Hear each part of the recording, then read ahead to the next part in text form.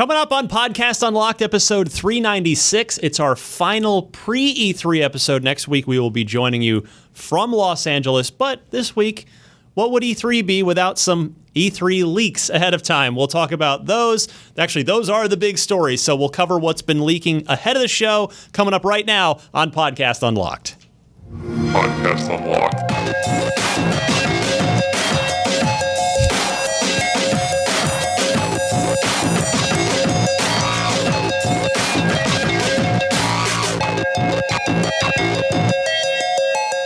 We're recording June 4th, 2019. I'm Ryan McCaffrey, host of Podcast Unlocked. I am joined by Miranda Sanchez. Hi, hello. Hello. And joining us, a rare appearance.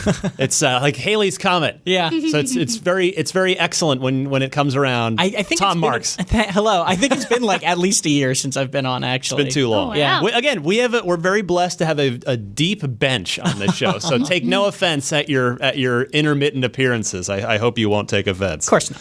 So, there is plenty to get to. We'll be heading off to Los Angeles. Miranda, you're leaving Friday? Yes, I have so much to do before I leave. I'm just like, Yeah. This morning I was trying to organize like a billion things. I was like, oh my goodness, it's so close. Yeah, I currently have unread in my mailbox and something of yours that I need to look at before Yes. the show next week, which I'm very excited to dive into. So, yeah, just some E3. E3 starts very early around here. It Yeah. starts months in advance. I started working on E3 stuff in February, so Yeah, that's how it goes. all right, here's just ramping everything up. It's all good though. Tom, when are you heading down?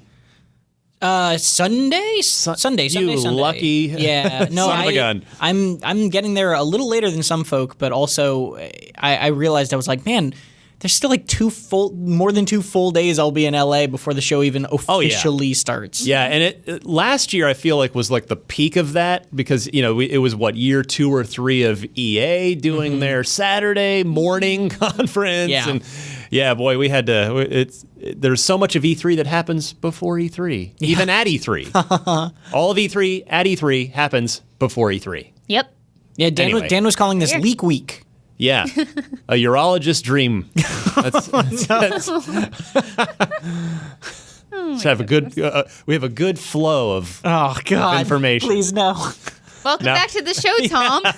Thanks for joining How us. about some pee jokes? This is my fault. I brought it up. You did, but it's we've got some fun stuff to talk about. Yeah, I'm heading down on Saturday. Looking forward to that. Again, I think I talked about this before, but being at E3 to me, you're in the eye of the hurricane. Yeah. And it's great. I love it. It's crazy and it's hectic and it's wild and your day is a mess, but at the end of the day, it's fun. You're It's just so right fun. there Yeah. at the middle of everything. So looking forward to bringing you a lot of great stuff from E3 again. The Xbox Showcase happening after the Xbox briefing. Miranda and I will be there. We'll be covering everything playable, everything at that showcase. So for Xbox fans, Sunday, and particularly Sunday afternoon and Sunday evening are going to be your peak times for maximum awesomeness. Stay tuned to IGN. We've got you covered. We'll be writing as fast as we can. Yes. I want to quickly plug my own show here. Unfiltered has Todd Howard on it this month, which I'm very excited about. I've been chasing Todd for this show since I started it. He was on my original list of people that I wanted to get, but Wow. Todd has achieved such a position now where he doesn't have to go anywhere if he doesn't feel like it. And actually, Bethesda is really legitimate. They're one of the very few American developers who aren't on the West Coast. Right. They're over on the East Coast. So it was impossible to get Todd to come here. But finally, we worked it out where I got to fly there. I want to thank Andres Siller, our video producer, for shooting it. It looks great. And Todd and I had a really great conversation. I actually hadn't been out. That was my first time at Bethesda since the Fallout 3 days. Oh, wow. I hadn't been to their studio in like 10 years. Wow. They've taken over the whole building now. When I was there 10 years ago, they were literally in the basement Oh. of that And there were like building. other companies on top? Or? There were. Wow. Yeah. Now they've got It's the all whole theirs. thing. Wow. So it was fun. It's a really good conversation. I think, I've got sort of mixed feedback on Trojan horsing Unfiltered onto the end of this show.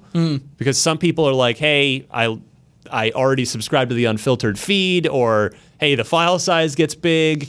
And other people are like, oh yeah, this was great. Thanks I totally listened to it. So I don't want to do it every month, but I think this one I'm going to do it because I thought it was a really good interview. And Todd's he's so connected to Xbox. They've had such a great relationship with Microsoft going back to Morrowind that there's a lot of interesting information in there for Xbox fans.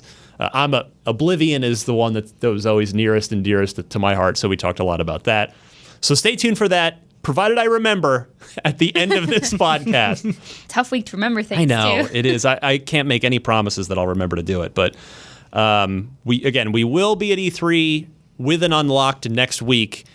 I think we're shooting it I think it's Wednesday, if memory serves correctly. Don't quote me on that. I think that's right. But there is something special in the works that I can take zero credit for. I had nothing to do with it. It was told to me, and I thought, okay, well, that sounds really fun. I have no idea how it happened, but I'm like, yeah, of course. Yeah, so if that happens... Why not? We'll see. So stay tuned to Unlock 397. So teasy. Yeah. Oh, well, it's that thing where I'm not trying to be a dick. It's more just like if it falls through, then suddenly people are disappointed. And it's like, well, I'd rather not set them up for that kind of disappointment, or even myself. I don't want to set myself up for that disappointment. Tom. Yes. You're here because you're a warm body. No, I'm kidding. You're here because you're awesome, and you do play plenty of Xbox games and PC games where Microsoft, the whole Microsoft ecosystem. But you have been championing in the office here a recent game that is out for Xbox, Outer Wilds, not to be confused with Outer Worlds, the Obsidian role-playing game. Or Outward, the RPG. Right. Yes. So many outer Which things. one's which again? Just set us straight and then tell us why Outer Wilds is fantastic. Outward is that co-op RPG where you're like a nobody, and that came out a few years ago. Some people really liked it. Other people really hated it. It was very divisive. The Outer Worlds is the Obsidian RPG. Yes. Not out yet. Not out yet. Yep. And Outer Wilds is the one that just came out that is currently on Game Pass, actually. So you can get it right now if you have Game Pass. And I am head over heels in love with it. Yep. And I think Miranda, you are too. Yeah, so I started playing it as well last weekend, or like last week sometime. Some weekday I just downloaded it because I knew it was on Game Pass. It had just come out. And it was one of those games where you just can't put down. Like, it just has such a deep, complex mystery that just beckons you to keep playing. Yeah. And I love it so much. Justin Davis in our office also kind of got obsessed with it and fell in love with it. And it's something that actually has been happening to a lot of people. I feel like on social media, it's sort of spread through some gaming circles of Catching people off guard. Yeah, of just like, wow, this is really, really good. I was saying I think it's currently and obviously it's still early in a slow year, but it's currently my front runner for Game of the Year. Wow. It's the coolest thing I've played so far. I guess I should actually say what it is. Yeah. It's a space exploration game. There's no combat, but there are very tense, kind of thrilling, exciting moments in it. And I won't give away too much, but basically the idea is that the whole game is on a loop. You're stuck in a time loop. And a huge part of the game is figuring out why and piecing all those things together. Kind of a roguelike element there. It is and it isn't. Roguelike is kind of a maybe misleading way to put it, Okay. just because nothing's procedural about it. Gotcha. Everything is completely handcrafted. You have this solar system that you explore that's maybe 6 or so planets. And because everything is on this like 20 or so minute loop, every event on every one of those planets is perfectly placed like clockwork to be exactly that moment every time you go through the loop. Yeah, and then okay. when the loop runs out, you go back to the So beginning. it's Groundhog Day in space. Kinda, yeah. Yeah. But with like a bigger mystery that's very, very complex that you have to uncover on your own. And thankfully, everything is tracked. So it's like, even though you're in that time loop, somehow your computer isn't. And it says, I got you. Yeah. And so it's helping you keep track of all these grand mysteries that you're trying to. And if I remember correctly, the loop's about, is it like 20 minutes? Or It's just right around 20 minutes. Okay. And yeah, it does a really good job of that because technically, like the way Justin put it to me, which I thought was really interesting, technically you could play this game and beat it right away, right? Like nothing is saved between runs, quote unquote. Yeah. You don't gain any abilities. You don't do anything, like progress in any way besides knowledge. Once you clear out a planet and you realize, okay, I've done everything, I've seen everything I need to see on that planet, you don't technically need to go back to that planet. And that saves you time on the future runs. So it's a roguelike in the sense that what you're acquiring is not power, you're acquiring just more knowledge about the story and the world and where you should go next and how to get through certain puzzles. There are puzzles where you'll come up to it the first time you see it and you just be like, I have no clue what this means. Like, how do I even get into this place? Like, you don't pick up anything. You don't get new things. Like, you can hold things and read things, but you can't actually get any new tools to progress. So it's just like this is a puzzle to solve. Like, either there's another entrance or there's something that happens with time and how it shifts in this planet in particular and how it functions that will allow me to get here eventually. You just have to find the right time. It's such an impressive game because there's also these moments, and this is really what kind of took me aback from it. There's so many moments that feel like these cinematic, amazing experiences, but also feel like you just accidentally stumbled upon them and you had no idea it was going to be there and it was a total mistake, spontaneous thing, but then it's just jaw-droppingly incredible because it's a handcrafted moment and it doesn't feel that way. It almost sounds, so this is, you're hyping me up because I'm an old school point and click adventure gamer. And while it sounds like there aren't puzzles per se, you're kind of giving me that vibe from your description. There are puzzles in their own way. They're not like how do you get combined items? Yeah. It's different in how you're trying to solve these things. It's like, well, how do I get here? And the puzzle is well, how do you get there? And deciphering that with the environment and with what tools you have is what's important. And you do have tools, you have a flashlight, which is, it's actually very important. You have this little device called a scout, and you can just shoot it out, and it will just keep going until it hits something. Or you can shoot it on the horizon to just start circling the planet. Nice. And it can also attach to things and detect dangers, and it is also a source of light, which is super important. Mm-hmm. And then you can just recall it with a simple button. It can be destroyed. And so it's so important for using for navigating, whether you're just flying around space or if you're just checking out a hole that looks kind of suspicious, but you want to go in there anyway. So there's a lot there for you. And there's also this really great device that lets you hear music from other planets. Mm-hmm. So every adventurer in this universe plays an instrument so they can kind of check in on where everyone else is with this sound. Yeah. And sound also plays a huge part in the game because there's also weird sounds. It's what is this signal? I don't know. And it's kind of part of it as well. So it's kind of cool how all these tools work together to help you discover more about this place. How much time have each of you spent with it, and are you done with it yet? I lost track. I'm at least 10 to 15 hours in. Wow. That's a lot of loops. I've heard that's 30 plus loops. Yeah. Oh, at least that. And also the loop will restart early if you die. Yeah. So okay. There are certain runs where you'll be like, all right, I'm going to go out on an adventure, and you just go towards a planet too fast and crash and explode, and you have to start over. Or you leave your ship without your suit on. Yeah. Oops. Yeah. I've done that, definitely. Yeah, I did that once. I got onto a planet and I was running around. I was like, okay, I'm going to go do this. And then I heard myself suffocating and I was like, what's going Oh, no. Yeah. I've heard it can take 20 hours. I think I'm going to probably beat it quicker than that. And I said, you can beat it on the one loop or whatever, but you're not gonna. There's zero chance you're going to do that. I'm really impressed by kind of how much there is there. And I will say, and I wrote a piece about just how much I love this game on IGN, but one of the things that a lot of the comments said, which I totally agree with, is that it can start slow and the controls are very tricky to get a hang of first, but just take it slow. Just enjoy the game. Use autopilot. Yeah, use For the autopilot. love of God.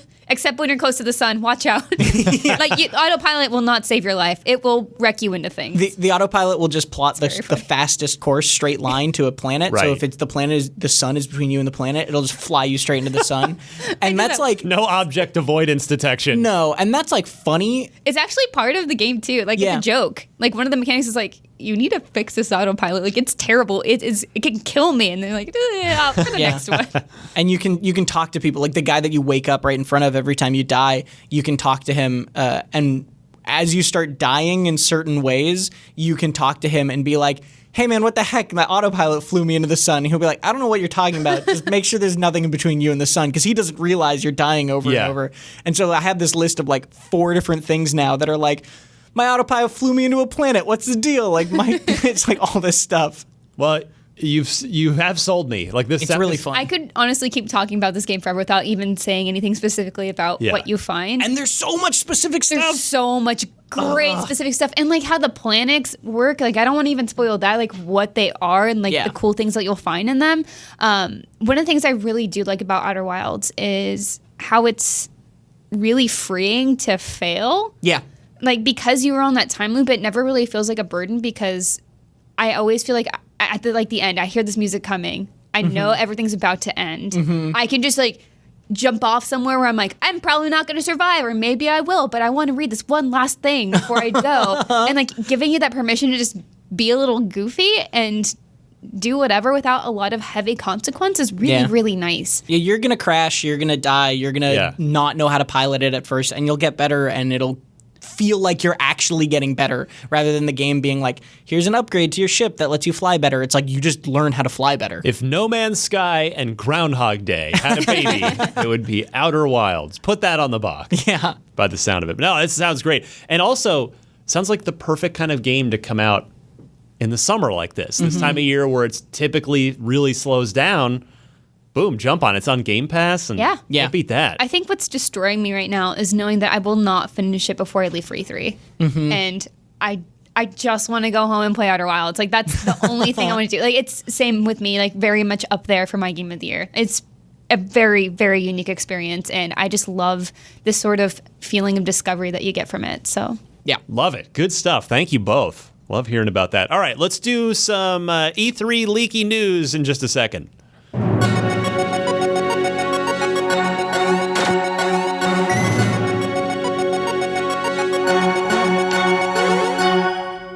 Okay, Watch Dogs 3. Hey, they're making another one of those video games. First two have been very interesting. This one first set in Chicago, second one in San Francisco. Well, Watch Dogs 3, a.k.a. Watch Dogs Legion, has been leaked by Amazon UK. Good job, Amazon. thanks, Amazon. That's a new one, right? I feel like they've been guilty before. Okay. If not One Amazon of the UK. Other Amazons for sure. I forget. Yeah. Maybe Amazon Italy. Walmart Canada, I know, is the notorious one. Well, that for a was while. last year. Last year was Yeah. big, yeah. But there you go. So the product description on the page, obviously since removed, reads this. Watch Dogs Legion is set in a near-future dystopian version of London. It's a post-Brexit world in which society, politics, and technology have changed and altered London's fortunes. London is one of the most iconic cities in the world and has had a massive influence on all of Western culture for centuries. London makes total sense for Watch Dogs as the city has one of the highest surveillance levels in the world, making this the perfect playground.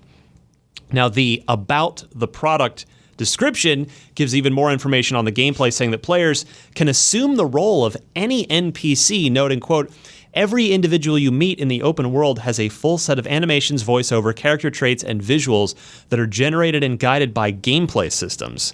Kotaku sort of adding on to this, saying that the leak is accurate and players will, quote, see different things at different points in the game depending which NPC you're playing as. How's this sound to you guys? This actually makes me care about Watch Dogs. Like, I don't mean to hate on that game if you're a fan of the game. It's just the first two Watch Dogs were so just fine to me. They were good. They were competent. The second one was real fun, but just so generic. It just felt like its voice was like edgy hacker and nothing else. And I didn't really, like, I had fun. I just didn't care. This sounds like this idea of assuming the role of any NPC and all these different NPCs affecting your game depending on which one you pick up. I'm really curious how that's going to play out. And that sounds way weird and interesting to me. Sounds like a good guides game. That's about it. Sorry? Good guides game. Good guides game. I thought you said good guys. I heard the same. Yeah. Yeah, definitely that. Yeah, that's about it. I don't know. Like, we talked about this before. These kinds of games aren't really my thing. They're interesting in their own right, and I'll play for a few hours and be like, well, now I know what this is about, and then I usually move on. So, I don't know. It seems pretty cool. Yeah, I'm kind of with you guys. The first one was liked. It was liked when it came out, and I think I played an hour of it and walked away. It just didn't hook me. And then I played a little bit more of the second one, if for no other reason than it was set here in San Francisco. So it's like, let me drive around and see like see if my house is in here, see if IGN's in here. No to both of them. Neither Yeah, one the was in streets there. are kind of merged. Well, yeah, I mean, hey, it's just this is our storage center. right. But our building is gone. But yeah, I kind of got this just the characters and story didn't really Yeah. get their hooks in me with the second one. So, I mean, I love the idea that they're not just doing a third one in a different city. That they're taking the gameplay somewhere new. That's appealing. That sounds great. So, I would presume this is going to be, particularly in the absence of Assassin's Creed this year, which is already publicly known, that this will be one of, if not the big Ubisoft game this fall. That would be my assumption. I could be wrong. They might say, hey, it's spring 2020, and you never know. But that would be my gut reaction to this, is that this will be their big fall title. Yeah, it makes sense. Unless they've got some other big surprise or something, but it feels like Ubisoft loves leaking everything they have before every E3 every year, so I don't know. It's their pre-E3 event. Well, it's always Assassin's Creed in particular seems to be the one that leaks like months, if not over a year in advance every single time. And it's always like, this is the thing that's funny to me about Ubisoft leaks, to go on a little bit of a tangent, is I feel like they're never, it's not just that there's a mole, right? It's not that there's just one person who's leaking these things every year. Every one of these games gets leaked in some different way. There was that Assassin's Creed keychain one year. There was, this is on Amazon UK. Another one just got leaked through, Kotaku reporting. Like every year, it's just something happens. I feel like we have a feature on this, on all the ways I think games we have did. leaked. Yeah, we do. Yeah. It's crazy. This has definitely got me interested in seeing more, whereas previously, if they had announced a Watch Dogs 3, I would have been like, okay, Yeah. Yeah. So, yeah, look for a lot more from this on Ubisoft stage in 1 week, less than 1 week. Yeah. 6 days from the time we record this. Incredible. Yeah. Coming right up. Next up, Rainbow Six Siege. Tom, I know it's a game near and dear to your heart. It is. I reviewed it. And I reviewed it too. Yeah, I confess, I haven't played since launch. I reviewed it, and then I just had to move on to other things. And, I know, of course, that's the big story about Rainbow Six. I gave, if memory serves, I gave it a 7.9, which I think at the time felt right. The content, like the gameplay was tremendous. Yeah. There just wasn't a ton of content there at launch. Particularly, there was no campaign. Other than that, there was just that awesome sort of Easter egg mission if you went through everything with at the school with the noxious gas, the like chemical attack. Right. And I was like, oh, a single player campaign and this could have been so good, but it has obviously lived on just fine without a single player campaign. They've continued to add to it. So many operators in the game now. So many operators. So much content. They've been adding eight operators a year every year since the game launched. And they're going into, I believe this is year 4. Yeah, do they do like 3, are they 4-month seasons? Is that 3-month seasons? 3 months. 4 seasons okay. a year, and they call them operations. And each operation adds 2 operators, generally 1 attack, 1 defense. Although sometimes they do like 2 attacks and then 2 defense the next season. Yeah. But they keep it even in terms of the number generally. And then it also usually will add a map, or it will rework a map, an old map, or it'll add sometimes an event. They did that Left 4 Dead style thing, I think it was about a year ago, where they did Operation Breakout or something like that. I can't remember the name of it. So to that exact point, the just continued evolution and growth of Rainbow Six Siege, well, it's fair to wonder what is going to come of it on the Xbox Scarlet, on the next generation of platforms. Are they going to just do Rainbow Six Siege 2 or what? Well, the brand director, Alexander Remy, said, quote, "We don't want a sequel whatsoever. We don't want to segregate our community between the different platforms. In an ideal world tomorrow, we'd love players from every platform to be able to play together. We are approaching next gen with the same spirit." He went on to say that the team is asking themselves, how can we make the player base of Siege today be able to migrate, and that they're considering both backwards compatibility and a smaller fee for existing players willing to upgrade. Those things are getting talked about. He says, quote, "The strength of any multiplayer game is the size of its community. So I do believe that we have to make every effort possible that when next gen comes in, they are treated as a high-end PC versus another PC," which effectively is all the consoles are anymore. Are just, dedicated PCs for gaming. So yeah, I mean, it's hard to argue with any of that logic on their part. And they've definitely said in the past that they've got a 10-year plan for Rainbow Six Siege, and they don't want it to just... They've had long-term ambitions. They want to get to the point where they have at least 100 operators. Wow. Is another thing that they've said, not just once 4 years ago, but they've said multiple times throughout the course of this game. So it doesn't surprise me that they're going this way. It just surprises me that they're saying it so early, right? It surprises me that this is actually really the plan, is that they're just going to keep this game going through next gen. I think it's a nice reassurance, though, for people who are actively spending money in this and investing a lot of time. It's like, well, what happens when next gen rolls around? Does everyone just drop off? Are we separated from player bases? Like, how do we make sure our investments and our time in this are like kind of taken care of, especially if you're playing, on console? And so, I mean, that's, I think, really nice to get ahead of it and just say, hey guys, this is our plan. Don't worry. Yeah. And Siege is still a good-looking game. Yeah. It is. And I think I read, I believe they'd sent out a release at some point, that 30 million players, something like that. It's a lot. I know it's quite a few. So, if you're sort of wondering, like, is there going to be a Rainbow Six Siege 2? Probably not. But instead, they will figure out a way to get you moved up to the Scarlet versus... just having to run Siege as it is in a backwards compatible way. So, yeah, I hope they'll... I mean, I guess it could effectively be like an Xbox One X enhancement, except a Scarlet enhancement. Like, all right, come on up, and the game will... it already runs great, but it'll look better. And there you go, have at it. So, good stuff from Ubisoft. Actually, I didn't even realize that. So it's all Ubisoft stuff so far. Ubisoft, yeah. Their pre-E3 event, as we said earlier. Yeah, not this one, though. No. The last story I wanted to get to, because, again, it's just sort of these couple of leaks and then all's quiet. The calm before the E3 storm that starts on, really Saturday with EA's stuff. The EA's, they're going to be streaming Jedi Fallen Order. So that's really, which I anticipate to be one of the biggest games of E3. So Saturday is the day. Your last chance is right now to get Telltale's Minecraft Story Mode adventure game series, should you desire it. So on the official site, both Season 1 and 2 will soon no longer be supported.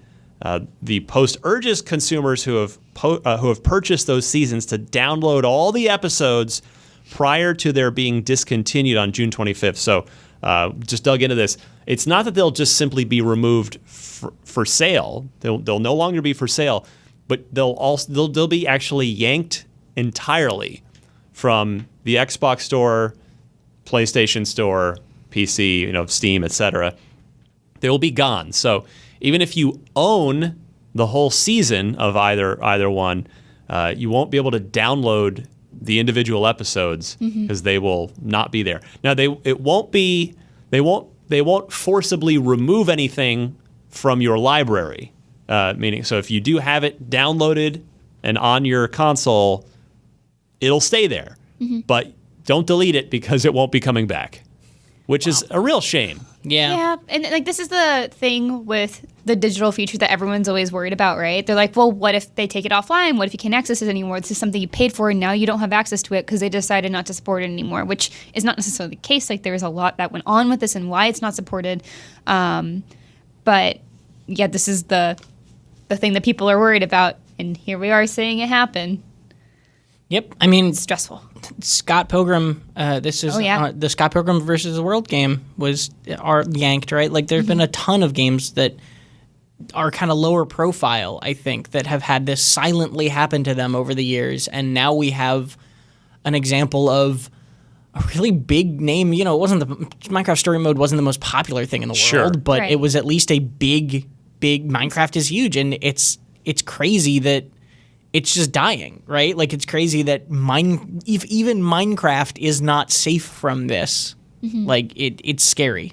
Yeah, I'm just, and to your exact point, Tom, I'm a little surprised that in with everything Microsoft's been doing to grow and expand the Minecraft IP since they acquired it, maybe there's a legal reason, some sort of contractual thing, but I'm a little surprised Microsoft isn't just jumping in and grabbing the rights to just keep it on the store and just keep it there for what I'm sure would be pennies on the dollar from the unfortunate ashes of Telltale. Yeah. I don't know how any of that stuff works. Like when a studio closes down, who do you even buy the rights from? Yeah, the legalities of it is the tricky part. Right. They own Minecraft, obviously, but who knows if there's some special side, deal with it where the rights to Telltale Minecraft story mode are held by whoever Telltale's trustees are, or you know what I mean? Like, I don't know.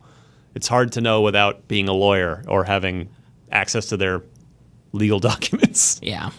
But it is a shame. I wish that when a company shut down, their games could just continue to be sold and just be paid out as royalties to, like, the employees who used to work there. That'd be nice. That'd be very nice. That is a dream world that I live in, but, man. I know Tom, you can speak to this, I'm sure, as well. There are a lot of PC games of yore that live on as abandonware. Right. Where they're just sort of seemingly nobody really has the rights, and it's if you can find it, you can play it and nobody's going to come arrest you. Yeah, there's a bit of that. And even Mojang has Scrolls, right? Their card game, which died when they got bought by Microsoft. It kind of went under. It was never really popular to begin with. And then they, did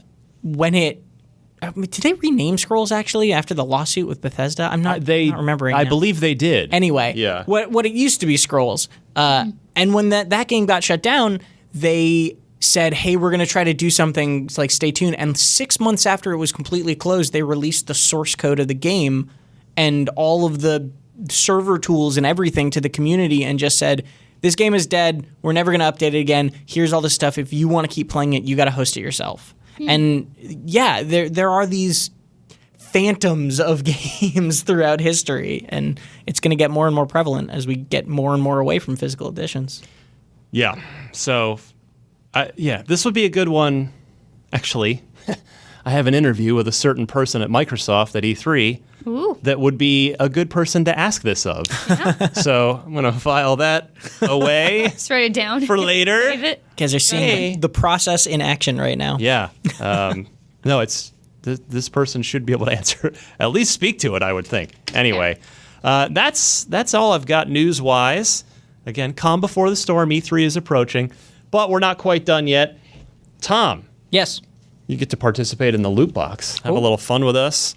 Listeners submit questions. Just sort of open floor. There's just come step up to the mic. What do you want to ask us? What's on your mind? So John from Baltimore. This is actually sort of relevant to what we were just talking about with the rise of digital games. He says, assuming both the Xbox Scarlet and PS5 will be backwards compatible, how much of an impact do you think that will have on this new generation of in regards to gamers switching platforms? They'd be leaving their digital libraries behind. Last gen to now, we saw a huge shift from Xbox to PlayStation for a lot of people, but digital games weren't nearly as prominent. Everything was still largely disc-based in the 360 PS3 generation. So, excellent question from John in Baltimore. What do you guys think? I mean, I would assume that they would come with me. That's what, the hopes and dreams is that they say, hey, next gen, take your digital libraries with you because we care about backwards compatibility and whatever you've already invested in our systems.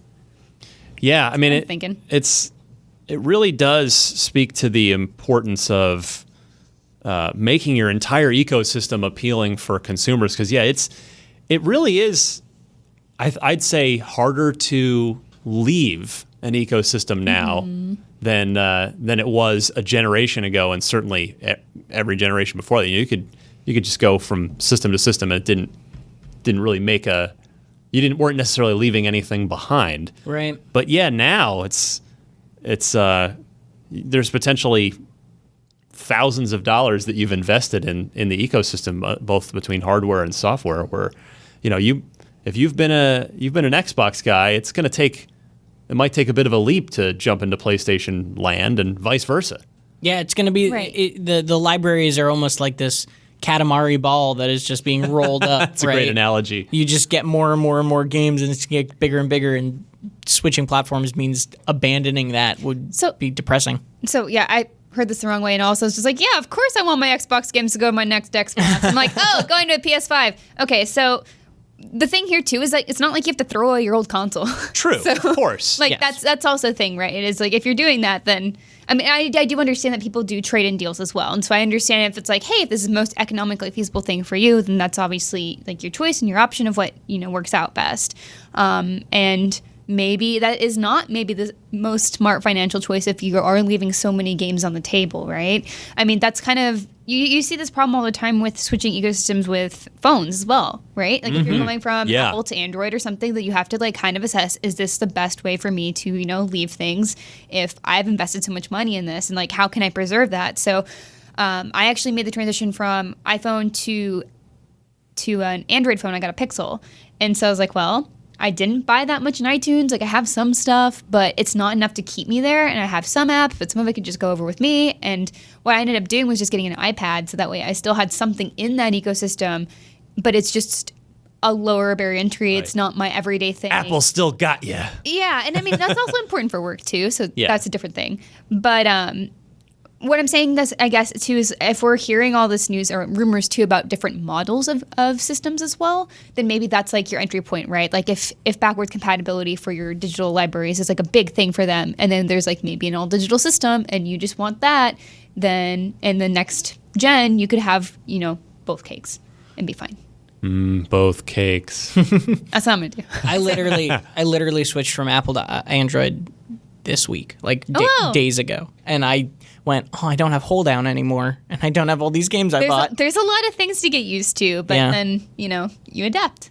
And No, so- it's another one of the questions, right? Like digital becoming more prevalent and Yeah. games getting cut out because of licensing deals and whatever. It's just it's unanswered questions because we're in new territory, right? true. We're starting to see some of those things already crop up, but we don't know if solutions are going to eventually rise up. But I think that John is right that this is like one of those fears, right? This is one of those things where it's like, man, this could be a problem if something doesn't happen, and we don't know what that something is or if it even exists yet. But I think it does speak to, again, we've talked about this so many times, but it's worth discussing and bringing up, is that Microsoft has been executing for the last 3 or 4 years now on this just step-by-step, solid, clear vision of a plan to move into, to be in a good position heading into this next generation that's coming up, where,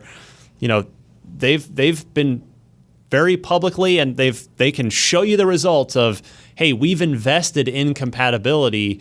If you so that when that bit of a reset comes with the new generation, presumably sometime next year, that they can say to customers, hey, look, if you come with us, your stuff's going to be, we're going to support everything. Whereas Sony, word is, I think it was in the Wired thing that they did say that there'd be backwards compatibility, but Sony has a little bit more to prove there. It's not saying they won't do it or that they'll come up short, but Microsoft they have the body of work. They can show their work and say, look, we've been doing all this, so if you decide to come with us on the next generation of consoles, you've got all this stuff that's just here, and it's not going anywhere, and we're going to support it. So it's I think another reason that merits tipping your cap to Microsoft, that the plan is working,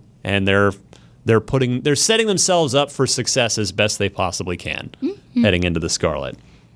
Well, thank you, John. Let's get to some trivia.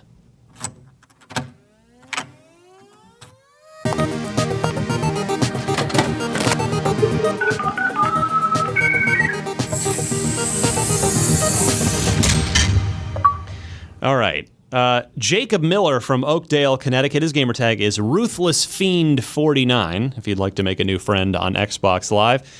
Asks a pretty good trivia question here. Speaking of compatibility, we're dialing it back to the 360 era. Which Xbox 360 game was the first one to have additional gamer score added for a DLC add-on, for DLC content to a game? So did Halo 3 do it first, Fallout 3, Gears of War, or Call of Duty 4 Modern Warfare? Not to be confused with Call of Duty Modern Warfare. Or yeah, we're in the past now. So the original Modern Warfare. Do either of you remember? I do not. I would have definitely been able to narrow this one down. I'm not sure if I would have gotten it 100% right, but I will toss it out to the two of you. Tom, I'll have to see here while you think if you're on the board with us at all. I literally have no clue. I have no clue. And I think I'm on the board with a big fat goose egg because I don't know. I think I've never been good at this game. You'll probably be better than me. I'm so bad at trivia. I think I have no idea. No idea. I'm stammering because I am just completely Just lost. stalling for time. Yeah. B. That's just my guess. Okay, Fallout 3? I'm going to say I'm going to do D. I'm going to do Call of Duty. Okay. So, you could if you know your release dates, that can help you try to narrow things in maybe a little bit here. Halo 3 2007, Fallout 3 2008, Gears of War 2006, Call of Duty 4 Modern Warfare 2007. Sadly, neither of you are correct. It is Halo 3. Ooh. Really? Halo 3 was the first.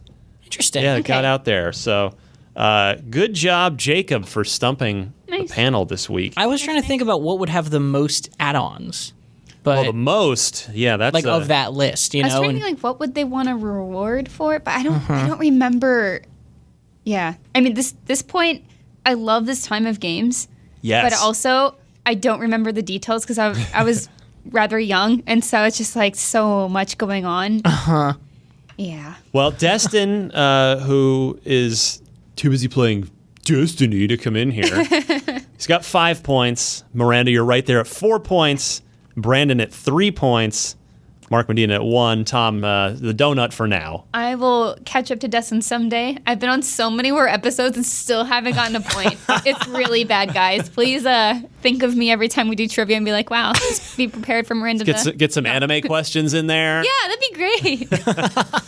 If you do want to send either an Unlock Block trivia question or a loot box question for the panel, you can send both to unlocked@ign.com. In the case of the trivia, please include 4 multiple choice answers and note the correct answer in your email. All right, that brings us to, like I said, a little bit of a shorter show than usual this week, and we're coming up on 43 minutes or so. Yeah. But it's happening. I see what you're talking about. We'll talk about that later. Okay. But we've got a technical difficulty in the room. We'll just power through it. Yep. And there's nothing we can do about it at this point. E3 week. So, yeah. I'm Ryan McCaffrey. You can find me on Twitter at DMC_Ryan. I interviewed Todd Howard, as I mentioned, as hopefully you'll be hearing that momentarily. I also interviewed someone else kind of interesting that I normally don't plug my outside of work things, but Plug. I got an interview with Elon Musk for my Tesla podcast, so that's pretty cool. So cool. It was really great to talk to him. So if you're remotely interested in the world of it's Tesla specifically, we didn't talk about any SpaceX stuff, but do look that up, and I hope you enjoy it. But yeah, we'll see you at E3 next week. You gotta follow all of us on Twitter because yes, we're gonna be posting stuff to IGN, but we'll have hot takes and quick thoughts for you on our on social media as well. So again, I'm at DMC_Ryan. Miranda. I am at Havoc Rose, and that's Havoc with a K. And if you go to my Twitter or Instagram, you'll see some great photos of me with a giant Pikachu and a Lancer. We had a good time. We're partners in crime. It's, co-op. You choose your partner, and I chose Pikachu. So, I don't know. We had some fun. Most of the stuff I'm working on is kind of secret. a bunch of secret stuff. So I can't really talk about that. So I'll plug some cute photos we did because we had IGN Photo Day. So I apparently missed that. So I think you were out. I got to figure out what the deal is there. Yeah, I think we're going to do another round soon. Okay, good. Yeah. All right. I'll figure that out. Tom, take us home. You can follow me on Twitter at @TomRMarks. I'm just doing a lot of prep stuff right now. You can read my further thoughts on Outer Wilds if you want on Absolutely. IGN. Read that. It's so good. It's I made that article completely spoiler free too, so Nice. It's just basically gushing about why it's special and why I'm frustrated that I can't talk about it because it is spoilery and you really, really need to just experience it for yourself.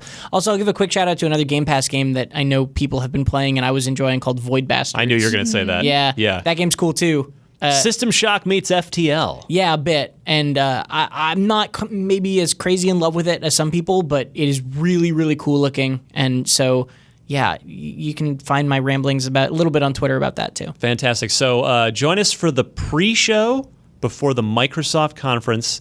So the conference is 1 o'clock? I would say 1 p.m. on Sunday. So I think join us for maybe 12, should be 12:30 p.m. if memory serves. Yeah, is when the pre-show starts. And before that, we'll have plenty of extra content ahead of it that we maybe recorded before this.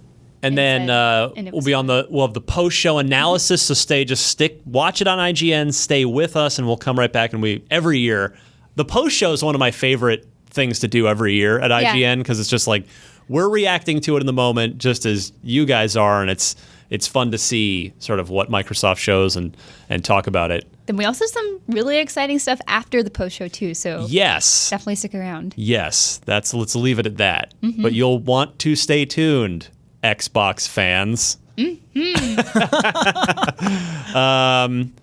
So that'll do it for us this week. If I forget to put the Todd Howard Unfiltered interview, please go find it on YouTube, IGN, or iTunes. But otherwise, stay tuned for IGN Unfiltered with Todd Howard, and we'll see you from E3 next week.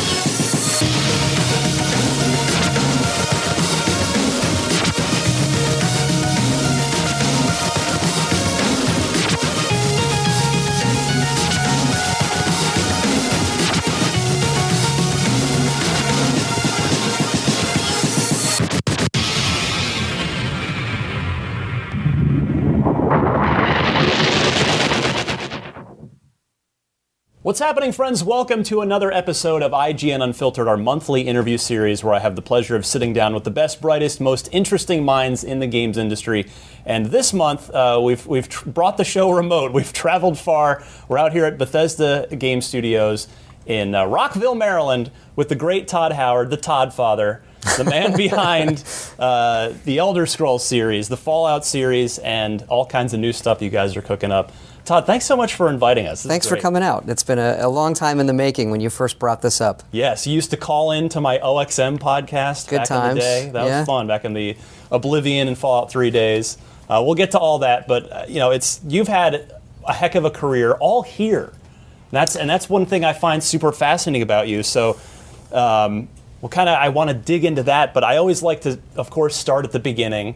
And it's, what you fell in love with RPGs pretty early on, right? Wizardry and Ultima was a big one for you? The Ultima series was kind of the first time where, I was a kid who grew up with video games like everybody else who, I think, grew up in the 70s.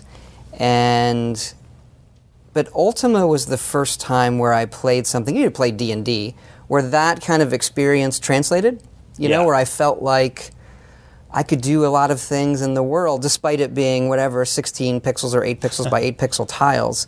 It felt very real for the time that I was in the game. I go to bed thinking about it, and how am I going to finish this quest? And really just captured my imagination in terms of this is something that I really, really want to do. There seems to be, I've noticed in doing 30-something episodes of this, there seems to be a pretty high correlation with game developers and tabletop D&D. I think that's true. Right? Whether it's, not just gaming. I think a lot of people then, D&D, it's that time period, right, when, I might have the years wrong, 1976 to 1985, that period of like D&D and science fiction movies and fantasy and all of that, I think was a big stepping stone from where entertainment was a decade before. So you mentioned Ultima being big for you as a kid. How old were you back when you first remember getting into games? I was probably 6 or 7. I wrote my first game when I was 12. Nice. What was that? Trash Do you remember 80. it?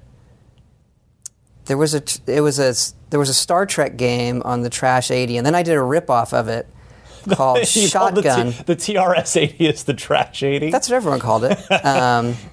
And then the Apple II came out soon after. And then once I got my hands on one of those, I was very much a self-taught Apple II programmer. And I could really, I could make that thing do pretty much whatever I wanted. And that's when computers started coming into classrooms. Right. And, I wouldn't suggest I was a great student. I wasn't a terrible student, but in computer class, I was, I was in my own element. Yeah. What were your favorite games on Apple II? Well, Ultima, obviously. Prince of Persia came out. Yes. Karateka. I used to say it called Karateka, but I understand it's called Karateka. And that was the first game where it has cinema-style cutscenes and all of these things. And I liked then that I could mess with them. If you knew assembly language or hex editing, then you could go in and mess with the games that I couldn't do on a Atari or ColecoVision or those kind of things. So I imagine you've since gotten to meet Jordan Mechner and Richard Garriott. I have. Actually, it's one of the great kind of, and that's a weird thing where you go to these things and then, Richard Garriott sent me a thing after I got in the Hall of Fame, and that's like where you go like, is this real? Is this, and he's fabulous. One of the most amazing creatives our industry has had. He's been to space. He has, and back from Russia, and they land. The thing I love there is they don't land in the water; they land on the ground. They have just big springs or something. So was it a case of? It sounds like it wasn't a case of never meet your heroes. Like it was a cool experience. I met him a few times, so there was a hero moment. Probably when I first started here. So this would have been 25 years ago, or when he was doing Ultima 8. I met him for the first time, but then we met over the years, and he's been out to QuakeCon. He gave his space talk there. Nice. We met at an event a few months ago in DC as well. So you mentioned already you're messing around with games. You're starting to toy with programming and making stuff. Did you ever want to be anything else when you grew up besides a video game developer? Wanted to be? No. I thought about going into movies. I actually have I have a finance degree only because it seemed like the easiest way to get through college at the time. And I actually interviewed at Circuit City because their headquarters were nearby where I went to college at William & Mary. Yeah. And they turned me down for the job. And I was like, all right, that was done. I don't know why I was doing that anyway. And we're at Circuit City today, so there's that. Yeah, you made the right choice. Yeah, exactly. Clearly. And I was like, well, I'm gonna chase this video game thing. I'd rather do that and see where it goes. But at the time, it wasn't a career that you would choose wisely. You're looking at 93, 94. Yeah. And my parents were sort of, are you sure you want to do this? Finance seems like an odd, like not even like computer science or... Well, what happened was I did computer stuff on my own, but they wouldn't let me jump ahead in those courses. So I kept doing it on my own. I kept programming and making my own things. And I took one computer class just to up my GPA some, Right. I think. Just to like, Just pad okay, the stats. I'll just jump in, give me the A. But they wouldn't let me jump, to the 300 level courses or whatever. That seems but this was a long time short-sighted, ago, right? Yeah. So I think today it's very, very different, where programming and those kind of things in college, it's pretty ubiquitous. Yeah, because so finance, and then you double majored engineering too. I did some. I don't actually. You're probably reading it off my Wikipedia page. Little research, some of which may which involve Wikipedia. like not factually correct on that one. We may want to we'll fix that after the interview. Sure, yeah. It's the beauty of Wikipedia. We can go fix it. But I almost had a minor in art, so I was interested in art as well. So when it Yeah. came to the gaming, it was a lot of graphics programming as well. How could I get these things to work? So it was a mix of business school, art stuff, and then programming on my own. So were your parents rooting? They were probably, it sounds like they were happy with the finance degree, like, great, he'll get a good job, he'll You be know fine. what? They were great in supporting me and saying, hey, whatever you want to do that really inspires you and makes you happy, go do that. Yeah. And the rest of it will work out. Don't chase a job for money, which I think is the best advice. What do they think of your success now? They didn't quite get it for a long time. They generally thought that I was a professional goof off. And I don't think it was until other people mentioned it to them. When other people Yeah. would say, hey, I saw Todd in this thing, or they would run into somebody and they'd say, oh, my son makes video games, and they'd go, oh, what kind of games? And they'd say it, and they go, and they would They know who know, I was, yeah. and then I think that's when it clicked. It took a while. Did they come to the Hall of Fame ceremony? No, my father had passed away. My sorry mother to was hear. unable to travel, but my brother was there, and we still got to celebrate all Yeah, that. awesome. So, in between your graduation in '93, and then when you get hired at Bethesda in '94, did you have any like interesting odd jobs during that time, or? No, I had come by Bethesda before I graduated. So I swung by. It was Martin Luther King weekend of my senior year, and as the story goes, I drove by the office. I was living in Pennsylvania, and it was on my way back to William & Mary. And I used to stop by the office. I just drove in cold and knocked on the door and they said, told you to stay in school. They did. I said, I want to work here one day. And they said, well, are you available? I said, no, just FYI. And they told me to come back after I graduated. And I pinged them after I graduated, but there weren't any openings. And I actually got a job at a small place that called Ablesoft, which got bought later by Microleague, who made old Microleague soccer. And so I was doing little Windows games and apps. Huh. Well, I'm calling it apps. They weren't Right, then. not then. But little Programs. Windows things and other programs. We did some small games. Worked on a thing. I was really into comic books too. We did a thing called the Comic Collector that let you organize your comic collections. Nice. And they sold these in, at the time, what was Electronics Boutique and Babbage's and CompUSA and all of these places.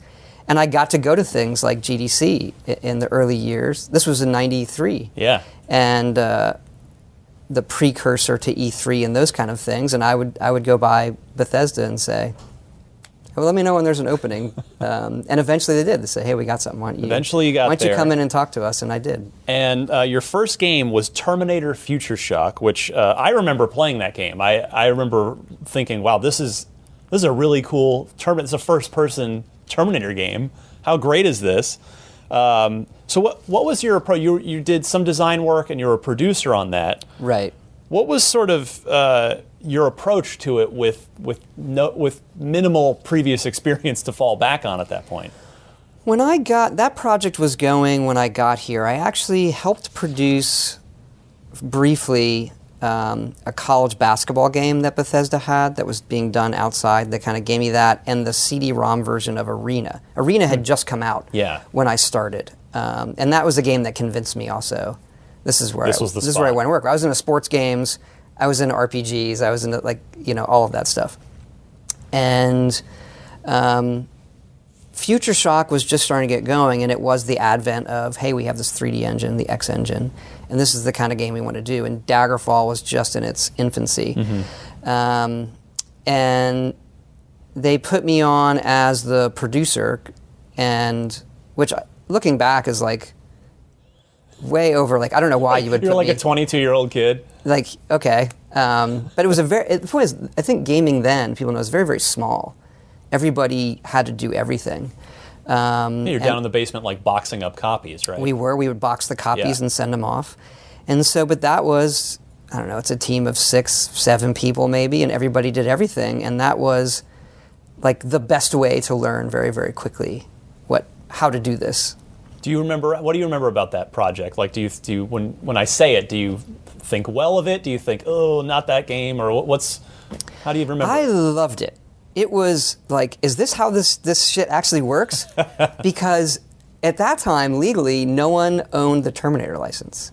I don't know if it was like legal battle, but I'm going to get this wrong. Carolco, Hemdale, somebody, and they got in a fight over the license. Yeah. So we were doing, in that period, we were doing Terminator games and checked with nobody. Nobody said, like, we approve that or don't approve Right. that. We did whatever the hell we wanted. Awesome. But we were fans of it, so we would pick apart the movies, and we just made the game, right? So that kind of, it also shows, like, that kind of, okay, we really want to dig in and make this feel right, but without somebody saying, no, we can move very quickly and make what I think is a fabulous game. And I think in many ways was ahead of its time. It was the first full 3D first-person shooter, Yeah, I remember. first PC game with mouse look, which a lot of people were like, why would you do an interface like this? They're very used to Doom. Oh, yeah. And the WSAD controls were what we had in Terminator. So I look back very, very fondly. And the other thing when I think about it is, obviously we get the Fallout license later, which seems like a departure to us.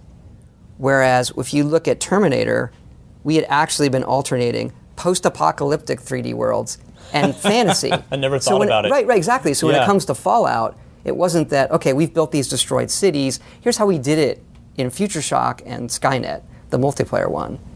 And it wasn't that long ago. Some of the people were still here, like Yeah. myself. But so it sounds like, if you remember this fondly, it'd be cool to do it sounds like you'd be down for a remake, but the licensing now would probably just be a giant nightmare and not worth it. It probably would be, yeah. And we have other things to work on. But I did a design for like another one after that called Terminator Dawn, I think it was, where you became the Terminator. But it never got off the ground because then the rights started being acquired. Yeah. And we're like, well, Can't we get the have lawyers involved. we have other things to do. What'd you learn from that? Future Shock being your first like full major game project. Are there any sort of core lessons that you remember from that, or? I mean, mostly it was that even on a small scale, these things are group efforts, right? When you're doing it on your own before you get into a studio, it's all up to you. And I could do a lot of things, right? I could program, I could do art, I could do level design, I could produce, I did the sound effects for Terminator and Daggerfall, and some for Morrowind, then I stopped. But your ability to work with a group and get the best out of everybody, even at that scale, made all the difference. Yeah. And then when you get it on a larger scale like we are now, it still makes a very, very big difference. It's a team sport. So you moved on to Elder Scrolls after that, which had, as you noted, had already started. Arena had already come out. Now, given your penchant for role-playing games as a kid, at that point, is that dream come true territory where you've gone from playing role-playing games as a kid to making your own? Looking back, yes. At the time, it was ours were so big, right? Whereas Terminator, you could focus a little more on a level, even though the levels are wide open expanses. An Elder Scrolls game is so big at the time, very procedurally generated as well, and it was wrapping your hands around what's going to make this tick on a minute-to-minute basis in the game, and so. It wasn't until probably later into Oblivion where I started feeling like, okay, this is the type of thing that we fulfilled the dream of this is what we should be making. And it took you that long, not even Morrowind sort of. I think in Morrowind, but getting through it was. We were making Oblivion, so it was after Morrowind came out. Yeah. Morrowind we can get into, but it's a time of. The company going through a lot of troubles, and we got to get this game right. But when we're making Oblivion, we had more resources, a lot more we could do at the time. Right. Yeah. Had you played Elder Scrolls Arena prior to joining Yes, Bethesda? absolutely. Yeah. Oh yeah, yeah, I loved it. So you were able to just sort of dive right in. Oh, very much. Very much. At least as far as the lore and all that stuff. You knew There's what you very wanted little to do. lore in that game, but the type of game it was. Yeah. Which is, first person. It's like Ultima Underworld on a very grand scale, is what it was going for. When so then you move on to Redguard, project leader there. Yeah. And so you're then tapped to lead Elder Scrolls 3, Right. Morrowind. So did you at the time see that as, okay, this is my big opportunity to like prove myself here? Or In some ways, yes. What you also have, like, what was going on for us in the industry at the time. I had led Redguard, a game I love. Yeah. I've always liked genre mashups. Star Control 2 is one of my favorite games. It's a great game. The Horde, actually made by the same people, I believe. Redguard was very much of a mashup. It's an adventure game. It's an action game. It's got a little bit of role-playing stuff in it. But the game did horribly, right? It was the wrong game at the wrong time, probably on the wrong platforms. And the company had really, really shrunk. Okay, and Morrowind had fits and starts and been put away. And it was really the Redguard team that was kind of left. And it was while we were making Redguard, they said, hey, we want you guys to go after Morrowind next. Todd, we want you to lead it. Yeah. And given how Redguard did, and we had some other fits and starts with Battlespire, and it was very clear, okay, this is kind of our last shot, right? And the company changed hands. That's where Bethesda ZeniMax Media was formed, and Bethesda Softworks became part of that. So it wasn't that it was necessarily my shot, it was kind of everybody's last shot, is how I'd say it. And is there a tangible pressure at that point, or are you able to kind of not worry about that? Yeah, no. Well, major pressure? It was pressure, but you're also not worried about it because you just went through, hey, this company could close. Right, so it's also freeing in that, okay, we went at this with no fear. Right, but there's still that pressure of, if this game doesn't succeed, we're probably not a company. Which is pressure. Right. So do you stop and think like, all right, well, if this fails, what am I going to do? Nah, at the time, well, maybe I did. I don't think about it that way sitting here. When I look back, I think about it in terms of.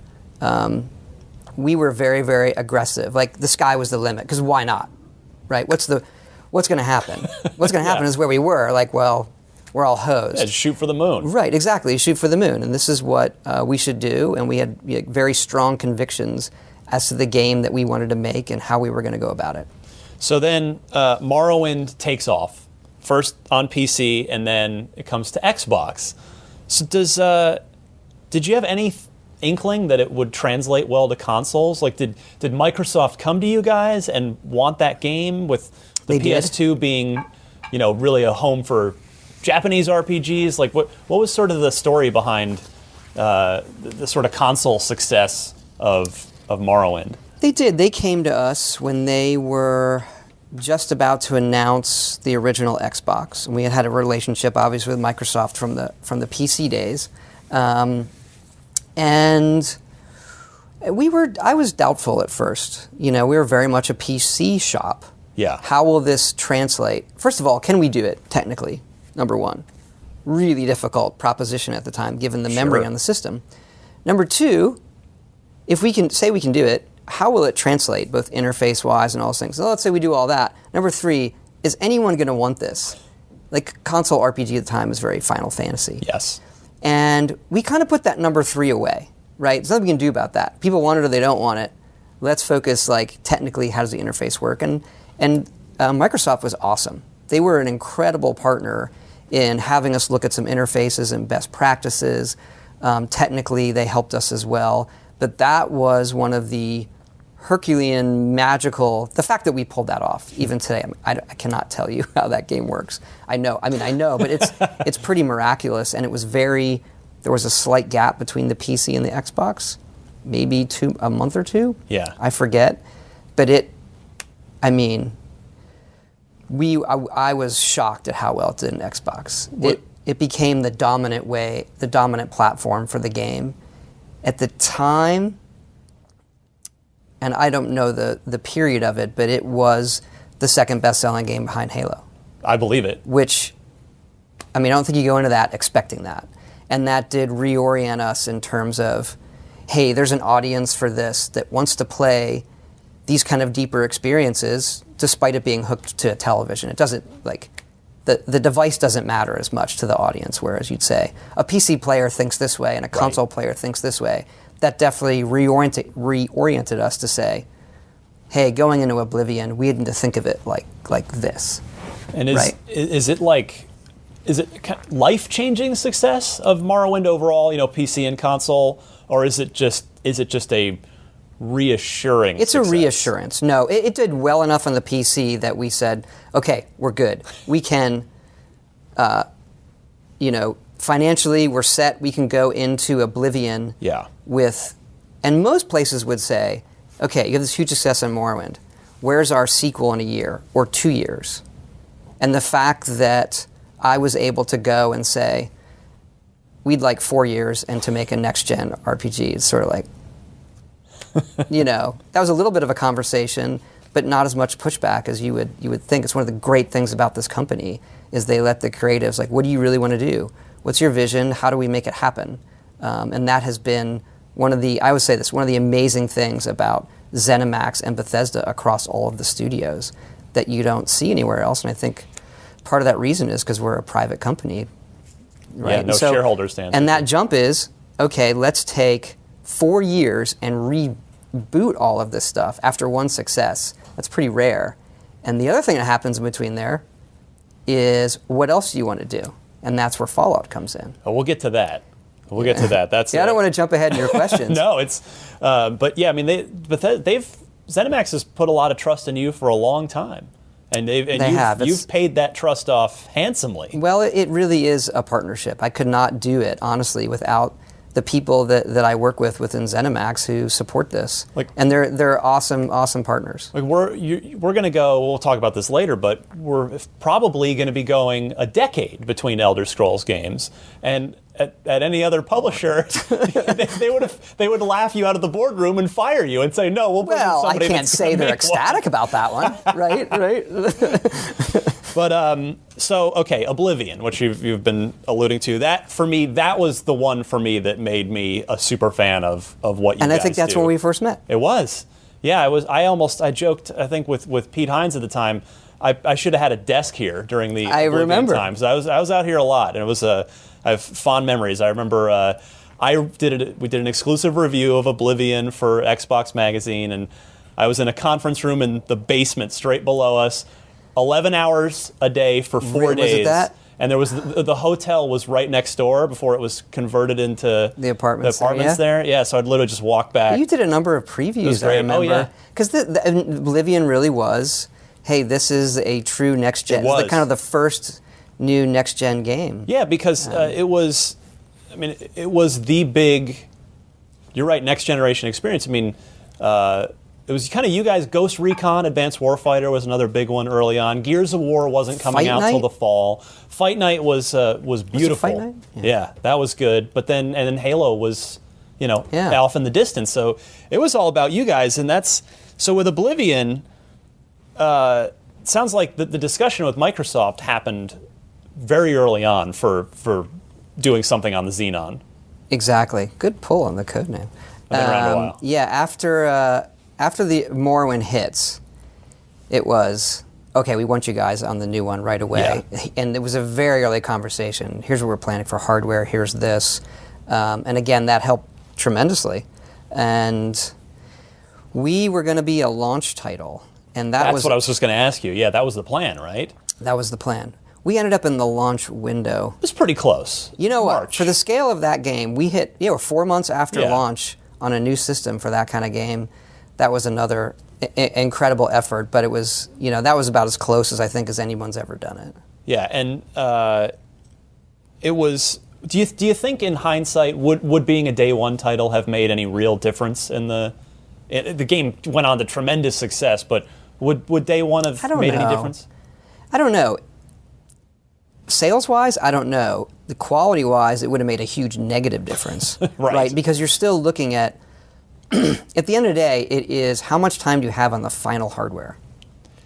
And in those days, the hardware is coming in pretty hot. You're working on emulators and things like that before that. Mac G5 dev kits, as I recall. Right, but if you move 4 months, it may seem like 4 months, but that could be double or 300% longer on final hardware than in November or whatever day it was. Now, there's sort of a famous story that Peter Moore told on my show one time about, I mean, it's told it elsewhere, but about Epic really pushing them with specific regard to Gears of War we were on doing the RAM. same. Oh my gosh. So did you guys have any sort of influence on the hardware? Oh my gosh.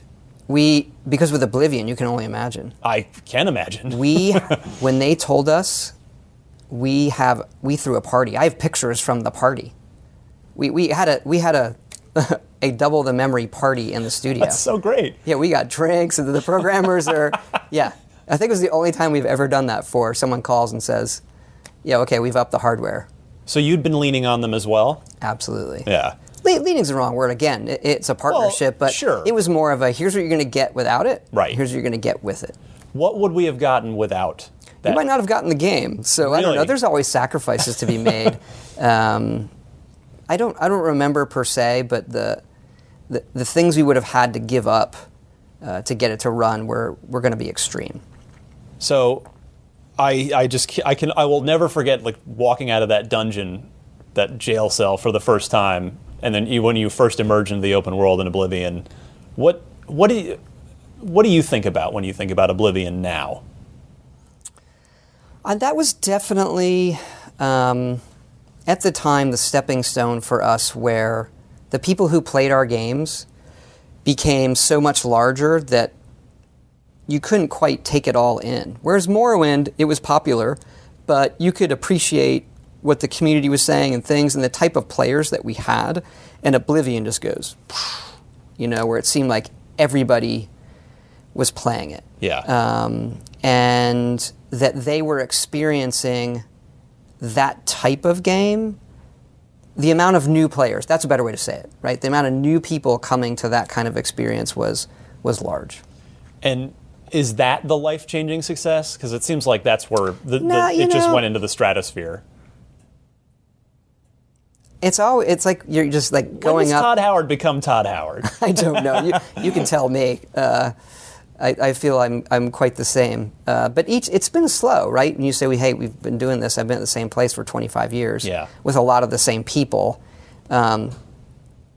It's very gradual for us. Or it's like because the games take 3 or 4 years, like getting a new degree or going to school again. You learn something new, and then it goes to this, and it goes to this, and it goes to this. Do the expectations, you got done praising your overlords here, Right. putting a lot of faith in you, but what happens to, if anything, to the expectations on you and on your team when Oblivion goes through the roof? Well, they want to know what we're going to do next, right? So, hey, what's next? And there are obviously certain financial expectations, but those usually, they're obvious business things with what are you going to spend on the next game? Yeah. And when one's successful, not that they give you a blank check, but they say, just tell us what you want to do. And I've always been somewhat, compared to our competitors, conservative.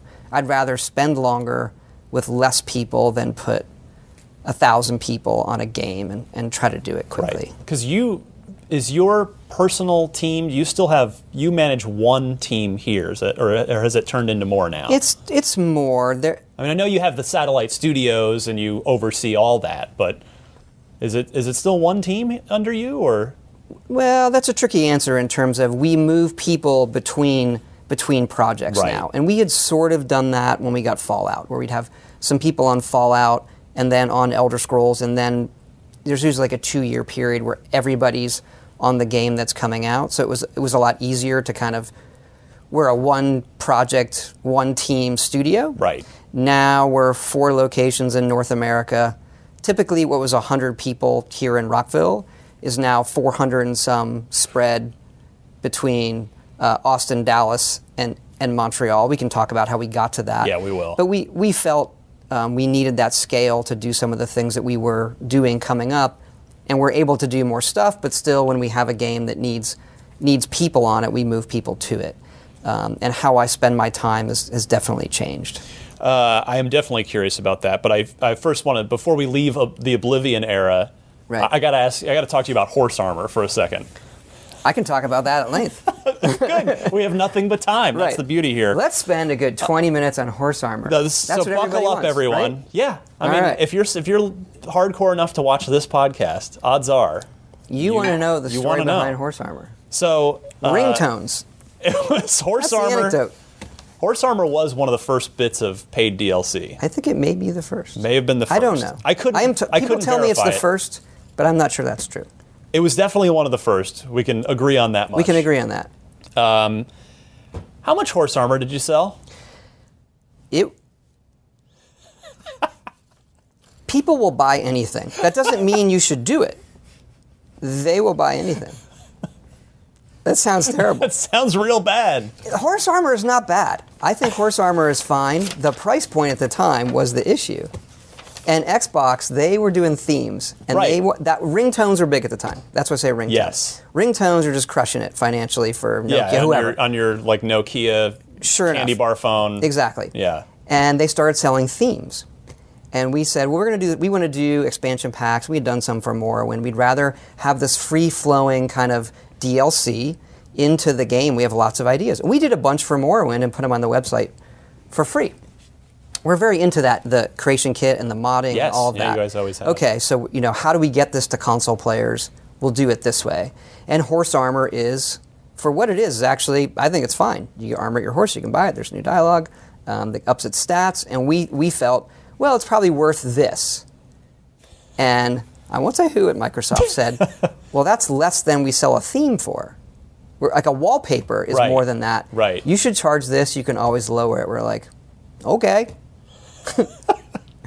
And so I think it's a price to value proposition at the time, not do I want armor for my horse. Yeah. And looking back now, it's quite cheap compared Well, to what now. some people. Yeah. But what's funny is, for a long time, every April Fool's Day, we would do a DLC sale for Oblivion and double the price of horse armor. And it sells more than everything. Because people are in on the joke. Right. Yeah. Oh yeah. Yeah. Did the horse armor put your kids through college? It will. That's not, it sells a lot. Yeah.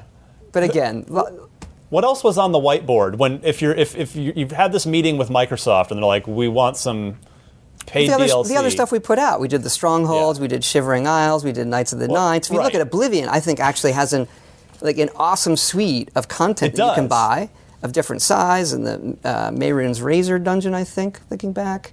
And you can see us quickly adjust, right? Yeah. Price point to Yeah, quality. Knights of the Nine was a more sort of traditional expansion. Right. of If you look at sorts. Knights of the Nine, I forget how much it was, but it's maybe, Might have been 10 at the time. and horse armor was maybe, I don't know if it was $3. I think $4. it was 3. Okay. If memory serves. So, but we're always chasing that, right? Where the price, I think others do as well, where given how much we jam in a game for $60, we can never quite meet that value proposition with any extra content true. because there's so much we give you for $60. That's true. And that's, look, anytime people are doing new things, they're going to go through that process.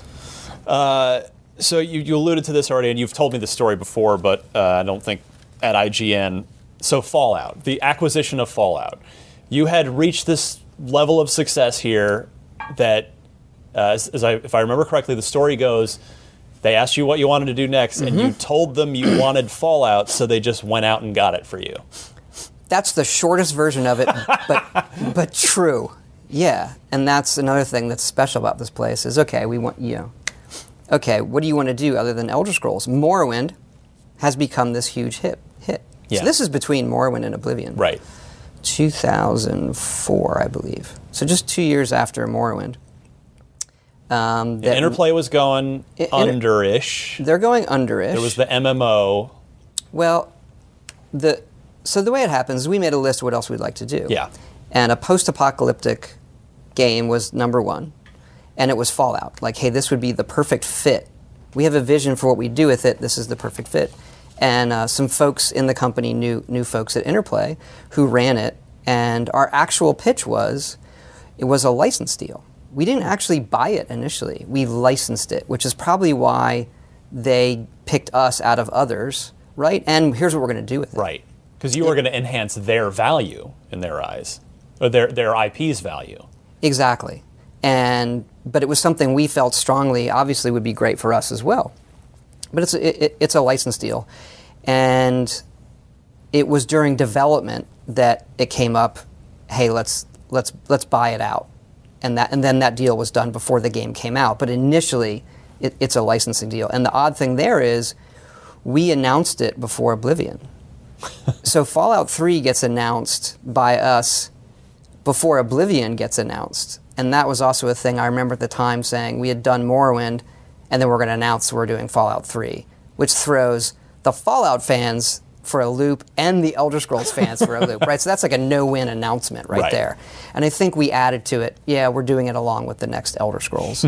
So even though Fallout 3 was going to be a ways out, but that was one of my favorite experiences making a game by far was Fallout 3. Wait, and how history has now repeated itself, where everybody just keeps harassing you about Elder Scrolls 6, and so last year you got to go out on stage and say, we're making it. Exactly, now be quiet for a while, please. Right. We got to be careful going to E3 and saying, here's a Fallout game we're not sure everybody wants. There's an Elder Scrolls game we're not sure everybody wants.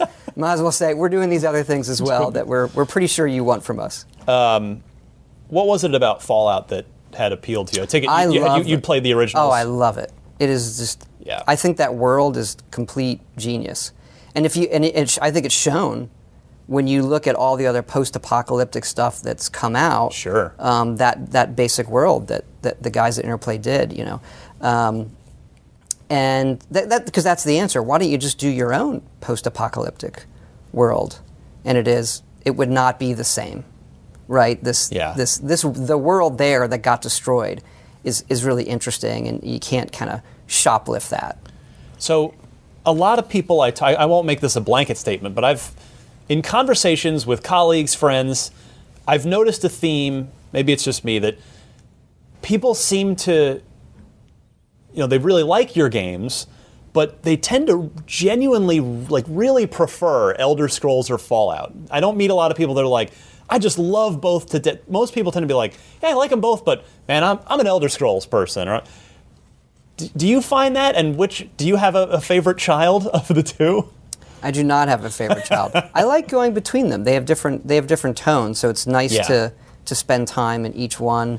I think you're probably right there. We have a lot of people that play both, without a doubt. We can see that data, and there's a huge crossover. Yeah. Plus, otherwise, you can also see it in the success of the games.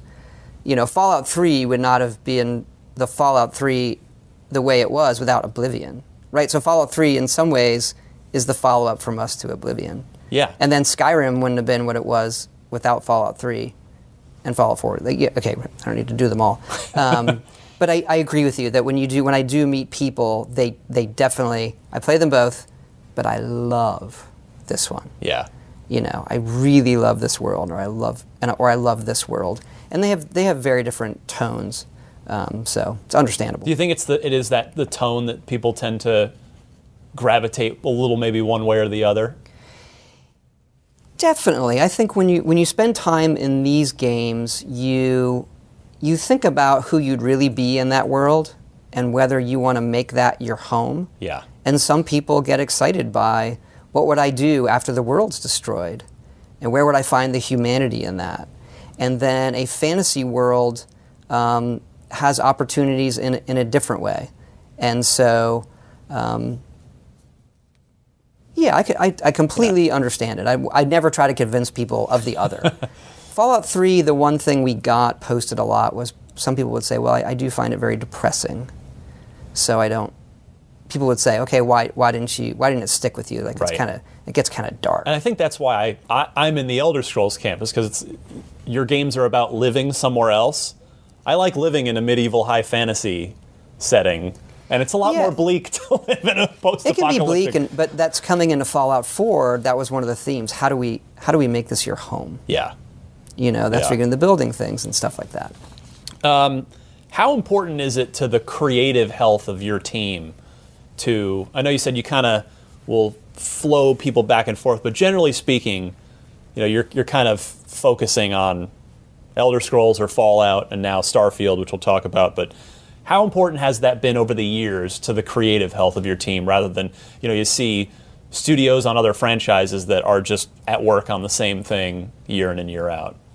I think it's important, though. A lot of people they love these franchises. They would work on them for 10, 20 years in a row if we let them.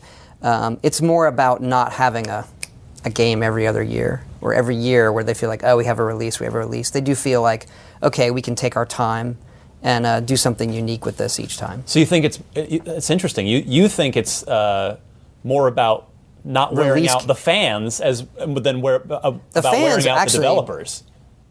No, the fans want it. If you gave them one in a year or 2 years, that if you could hit that quality bar, we have shown they want it. Yeah. But that's just not. You know, the quality is going to suffer. Right. Yeah, makes sense. It's good. I'm just saying it's not essential. Yeah. Right. It's very good that we get to move between it because you miss it. Right. When we had come to Fallout 4. We hadn't worked on Fallout in a while because we've been doing Skyrim, and you really kind of miss it. And then when we start looking at Elder Scrolls stuff, we miss it now, right? So we miss it. I know. We'll talk about that. Okay, so you alluded to this earlier. The expansion of your empire, Bethesda Game Studios, Dallas, your words. Austin. Yeah. Okay. Well, sure. I'm the interviewer. They're my words. Sure. But I think it's fair to call it the Todd Howard Empire. It's a very small one, though. But it's yours. Okay, fair enough. Yeah. So, how did that sort of all come about? Is that a thing where you just need more resources, and so you go to the company and say, "What's the best way for me to get these additional resources?" Or is it a thing where they're coming to you, suggesting, "Hey, Todd, we want to get some more irons in the fire, some more stuff cooking. How do we do that?" So, sort of, how does the Todd Howard Empire grow to where it has? I generally always get asked. Well, I don't know if I'd call it pressure to hire more and expand so that we can do more. But I like to be conservative about that so that who we are and our culture doesn't change. So here in Rockville, we've grown at the same rate we've always grown. We were 100, now we're maybe then 110, 120, 130, we're maybe about 140 right now. But so maybe we add 8 to 10 people a year. Yeah. And you could say on one hand, let's increase that growth and just start hiring. But I've seen that go wrong other places. We had an opportunity, so it started with Montreal, where we were working with a group of people, about 40-some that were at another company, and we said, we love working with you all. We would love to open a studio around you. So they were people we had worked with for a long time, years. And Yves Lachance, who runs that studio, one of the best game maker studio heads that I've worked with running that, and we didn't want to stop working together. And so we did that, but it wasn't like, okay, we're going to open a studio in Montreal and hire. So it was super organic. Right. And then the Austin studio had been Battlecry. Right. That was a studio already within ZeniMax, and there were issues with the project, and the company wanted to pause that project, but we knew some of the people there, and we said, hey, we have this online thing that we've kind of put aside. We don't have the skills for that. We'd love to work with them. But they were already working with the company. We knew them. And then same thing with Dallas. That was Escalation Studios, where we had worked with them for years. In all these cases, we had worked with these people for years before we said, hey, I think you dated for a while before. Right. We dated for a very long time. And so they weren't hiring. There wasn't a hiring pace, right? It was we're already working together. Dallas, they did all the VR versions. So they did VR Skyrim and Fallout 4 with us. They did the Switch version of Fallout Shelter. And they had been working on Starfield stuff with us. And so it was, hey, we should get married. So if you've got 140 people in this building, is it still at the point where I could bring in any one of them and you would know their name? Absolutely. Yeah. Oh, yeah, absolutely. You know everybody still. Oh, yeah. That's great. Yeah. Because, you see a lot of the realities of AAA game development where they're 1,000-person efforts and, and it needs to be said, it's not just me. Our average tenure in Rockville is over 10 years. Over 10 years. And that sort of going through multiple cycles together, I think is what makes it really makes the difference. And some of these people I've worked with for 20 years. And that's just so unique in our industry, and it's, I think what keeps us very, very motivated and like enriched by what we do. Do you worry about some of the trends you see happening in games with, big rounds of layoffs or just ballooning project costs where it does take however many tens of millions of dollars and 1,000 people thrown at something? Like, just, you've clearly got a good hand on your culture and what you guys are all about, but are you worried at all about the sort of industry at large? I wouldn't say I'm worried. Those cycles come, right? You got to I look very holistically at video games and have done it long enough where you look at the previous console cycles or things like that where things happen in the industry. Here's what happens. Something gets very, very popular and everybody chases it. It's like 6-year-old soccer, right? Yeah. Everyone chases the ball for a while and then it gets oversaturated and then it comes down. Right, like Battle Royale right now. Whatever it is, right? Yeah. And so those things kind of, they come and go. And I think right now we are in a business cycle where there are certain pockets that, they're getting bubbly and will pop in some way, and hopefully whatever damage is caused by that is minimal. So, there's also a lot of conversation about crunch these days and Sure. the health of teams and what these human beings have to go through to make these incredible, 100+ hour experiences like you guys make. How would you classify the health of your team as human beings? How are you guys taking care of them? Look, we've been through, again, a lot of people here have done it for a long time. So we've been through every type of crunch you can imagine. And long ago, some ones that were very, very difficult for a lot of us, personally, and your time and your health and things like that. And we have gotten much, much better at it. So now we're at the point where, hey, we can really manage it, and we have enough people to move them between it. And I think it's why people stay here. I think each studio in our industry is very different. I wouldn't, I don't know enough about how other groups run to really judge that. I can only look at ourselves. The one thing I'll say is that I think every game deserves some amount at the very end, at some amount that is healthy to leave it all on the field. Because it's important to us, it's important to our fans. And you just got to make sure that is communicated really well. And look, a lot of industries have people that work really, really hard.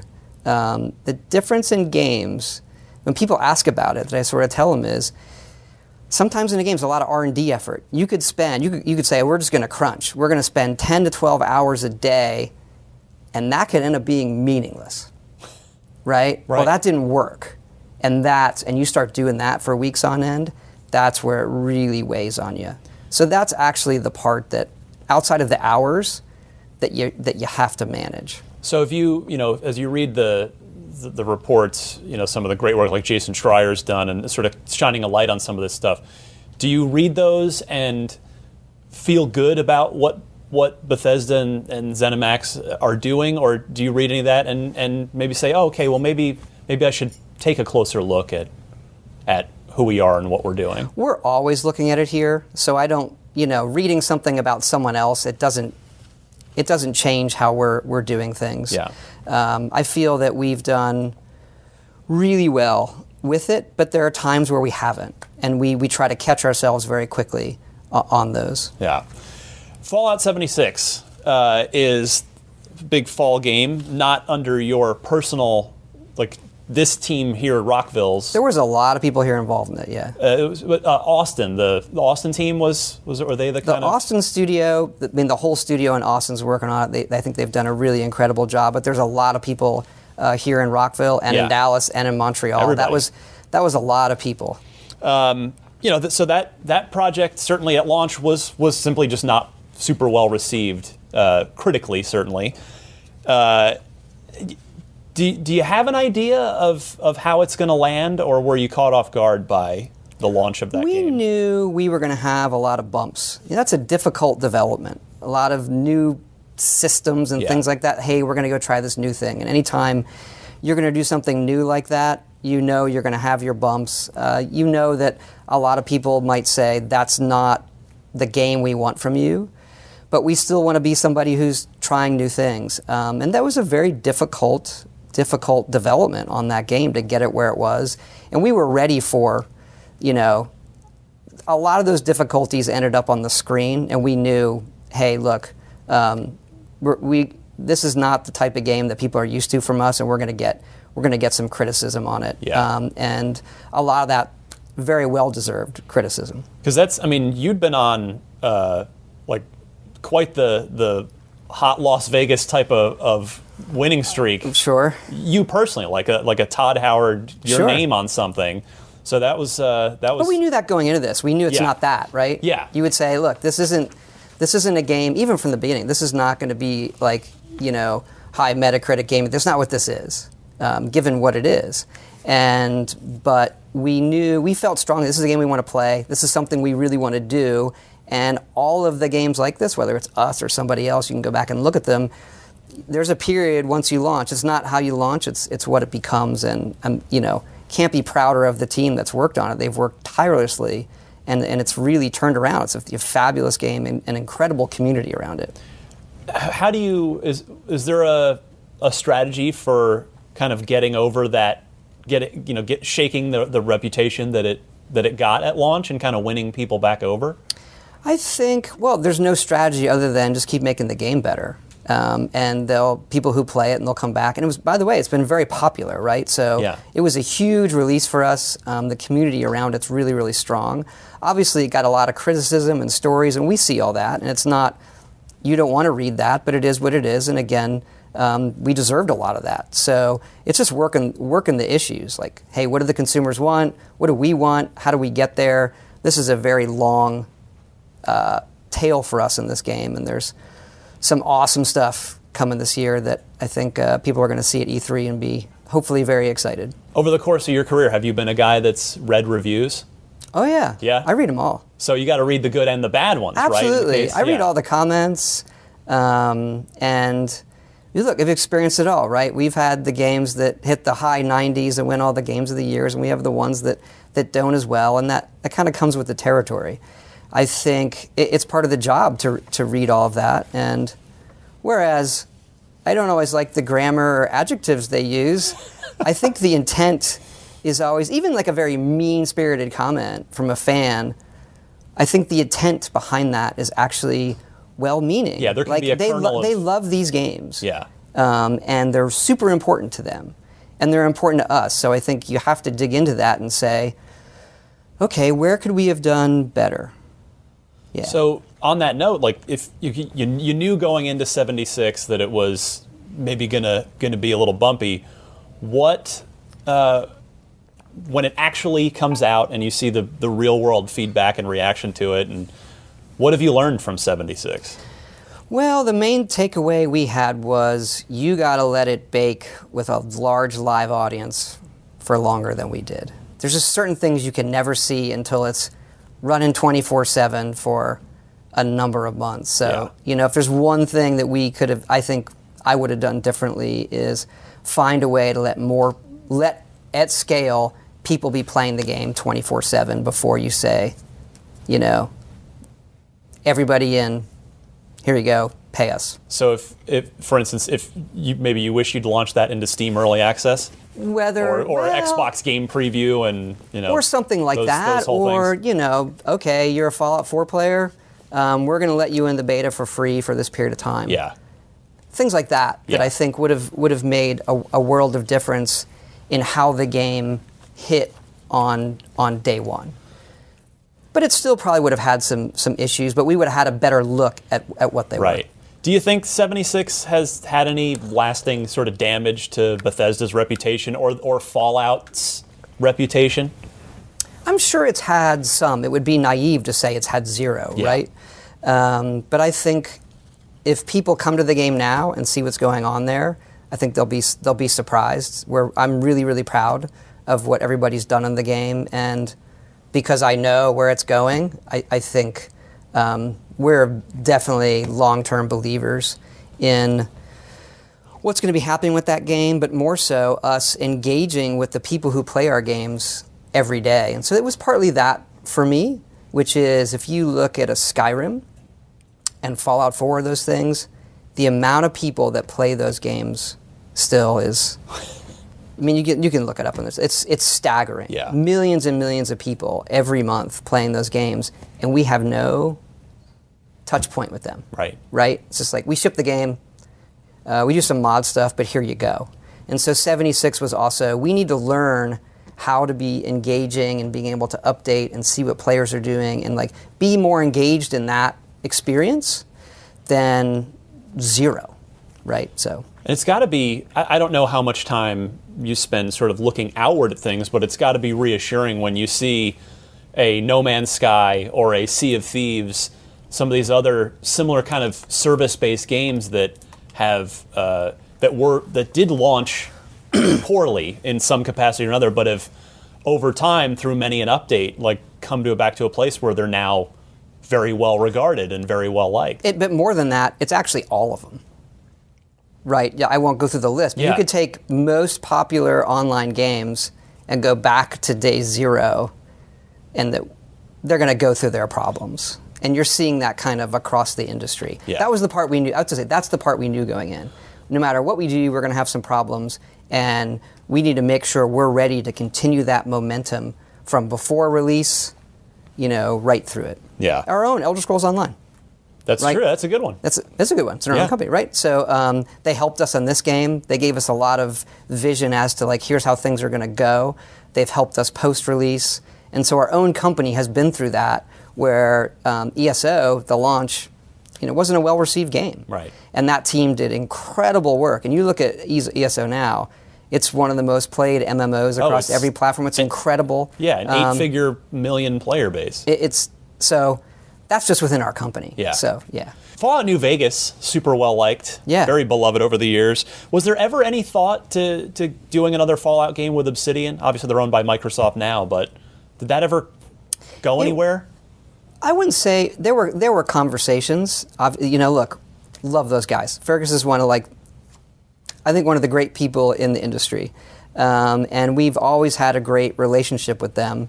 We like to keep it internal because we know what we want to do. So it is, if we can keep it internal, we would. And now that they've been bought, you never say never, but it makes it highly unlikely. I'll say that. And there were obviously very few people when the New Vegas thing came up because we were going to be moving on to Skyrim. Hey, we want more Fallout. Another thing, this is a hit. What are you going to do next? We're like, Skyrim. And it was, hey, look, there's only one group that we really trust to do this, and it was awesome. It was only ever Obsidian. Correct. Yeah. That paid off. We got very well. We get lots of people saying that they would do it, even back then. Like, hey, you should let us do this, and that was for me. It was the only. It's either this group or nobody. Who's the most famous developer that you've rebuffed? That would be unfair. You tell me off the air later. So what is the plan, generally speaking, for the new Bethesda Game Studios? The Austins, the Dallases, the Montreals. Are they there to assist this team's efforts here in Rockville, or are you or will we see them kind of grow their own IPs or work on new games and existing franchises? Well, it's going to be a mix. We need certain scale for all of us to come together on some of the bigger things we're doing. Yeah. But there's also individual initiatives led out of each studio. In Montreal, the mobile group is in Montreal, who did Fallout Shelter, who did Blades. And I kind of executive produce and direct them with other people here, but the core team is there. Fabulous group. Dallas, again, they did the VR stuff. And Austin, obviously, leading the online efforts with 76. So it's kind of a mix. I don't want to give a specific answer to that, but Sure. there are times where it needs to act as one, and there are times where the leadership in those studios is going to be driving something. Have you played with Valve Index or Rift S and the new VR headsets? And A little bit. Is there a future for those in? I don't know if they're ever going to go mainstream. If that's everybody's always waiting for when is VR going to break through? But are you guys are interested in continuing to explore VR? We are. That's the kind of thing where we start very early. We did on VR initially. It's stuff we love. And I'm still waiting, personally, I think, and I've said before, you look historically at those things, it's generally the third generation of something where quality meets price point and the addressable market expands. Yeah. And it's gone a little slower than I would have liked. So we're on Gen 2 now. Well, we're like in the very beginning. That's we're true. in the we're like 1.8. I don't know. It's going a little slower than I had hoped. Yeah. And so we'll see where it heads. Obviously, as it comes to power and portability, that's where VR needs to hit the sweet spot. So the project that you're, I presume, working primarily on now is Starfield. And that is your first original IP. Correct. Since, I guess, period? I mean, Elder Scrolls was... Elder Scrolls. But yours, specifically. For me, yes. I know you're not going to sit here and just rattle off all the features How for me. much time do we have? Yeah. for a game that hasn't been shown yet. But I did want to ask you, just sort of higher level, what are your goals with Starfield? And sort of philosophically, how do you look at it in comparison to Elder Scrolls and Fallout? I just kind of want to get a sense of how you think about this. That's a good question. First, that old list of, hey, what games you want to do? It was post-apocalyptic and then epic science fiction. And so we've had a vision of that game. It's a game I've wanted to make for a very, very long time. And we felt post-Fallout 4, we knew during Fallout 4 our next thing was going to be Starfield. And had thought about it for a very long time. So the main thing is that you got to look at it in terms of franchise, not just game. What does that mean? What is the tone? So we always start with tone, and I don't want to spoil it now, but have its own tone as far as there's so much science fiction. Yeah. In the same way Fallout has its own tone in post-apocalyptic. Elder Scrolls has found its own tone, but originally didn't. It was very, very generic fantasy. And so I think our aspirations for that game, it's the end-all, be-all science fiction game that everyone's always wanted to play. Well, we could be the ones to pull this off. We have enough talent and experience and technology. We need to write a whole bunch of new technology that we're doing, but we think that we can pull it off. So when you say, you saying be-all, end-all science fiction game that we've all wanted to play, I mean, that raises certain, I guess that's up for interpretation. My end-all, be-all science fiction game I've wanted to play. But something you say, I have to say, like, I don't know if it bothered me is quite the right way to say it, but you said you think about it not as the game but as the franchise. You're a creator.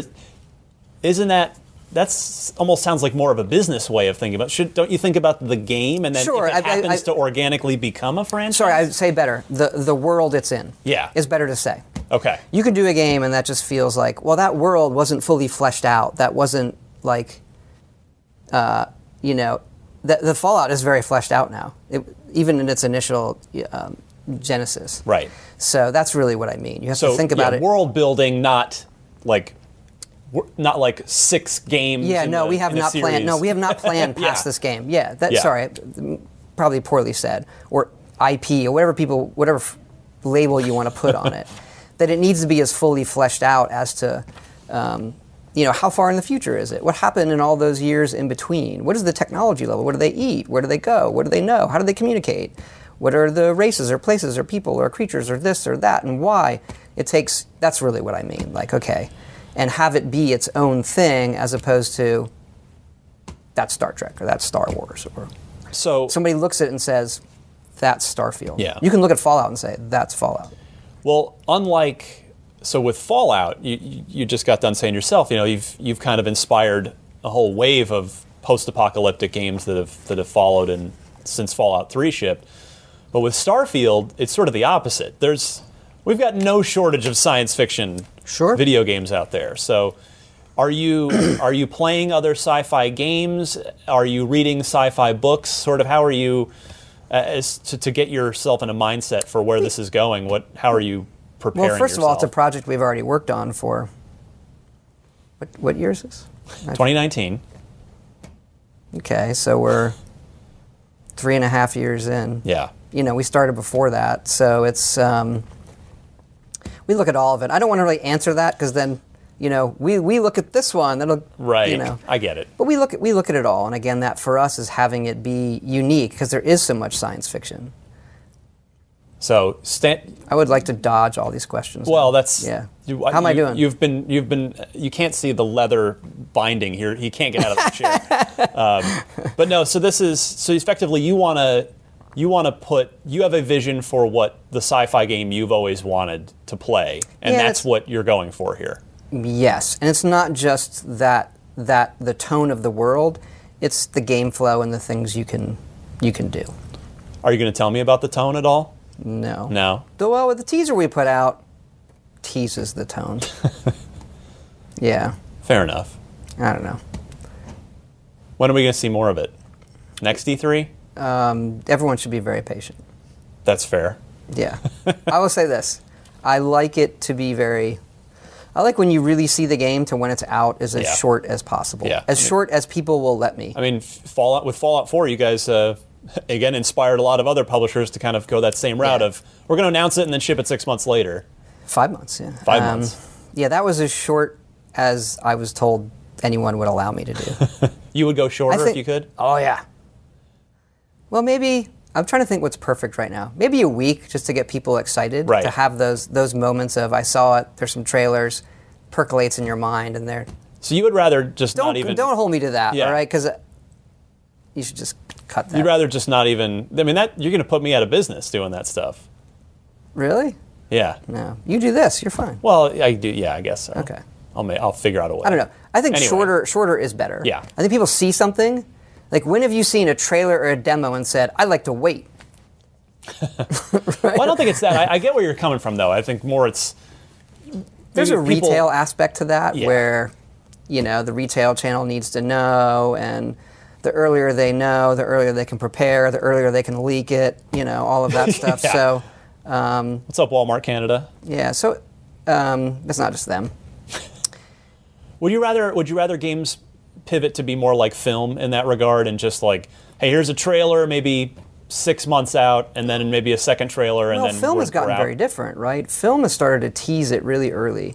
This is what we're making. And we're doing that on this, right? We're sitting here talking about Starfield, something that I normally wouldn't do. You would just, come 5-6 months out before it's out. Yeah. But I think those kind of things now, in terms of letting your audience know, this is what we're doing, this is the order, so people know, hey, we're doing Starfield, we're in the early stages of Elder Scrolls 6, and that will be after Starfield. I think it's good to let our fans know that, to set those expectations. Right. Yeah, that makes sense.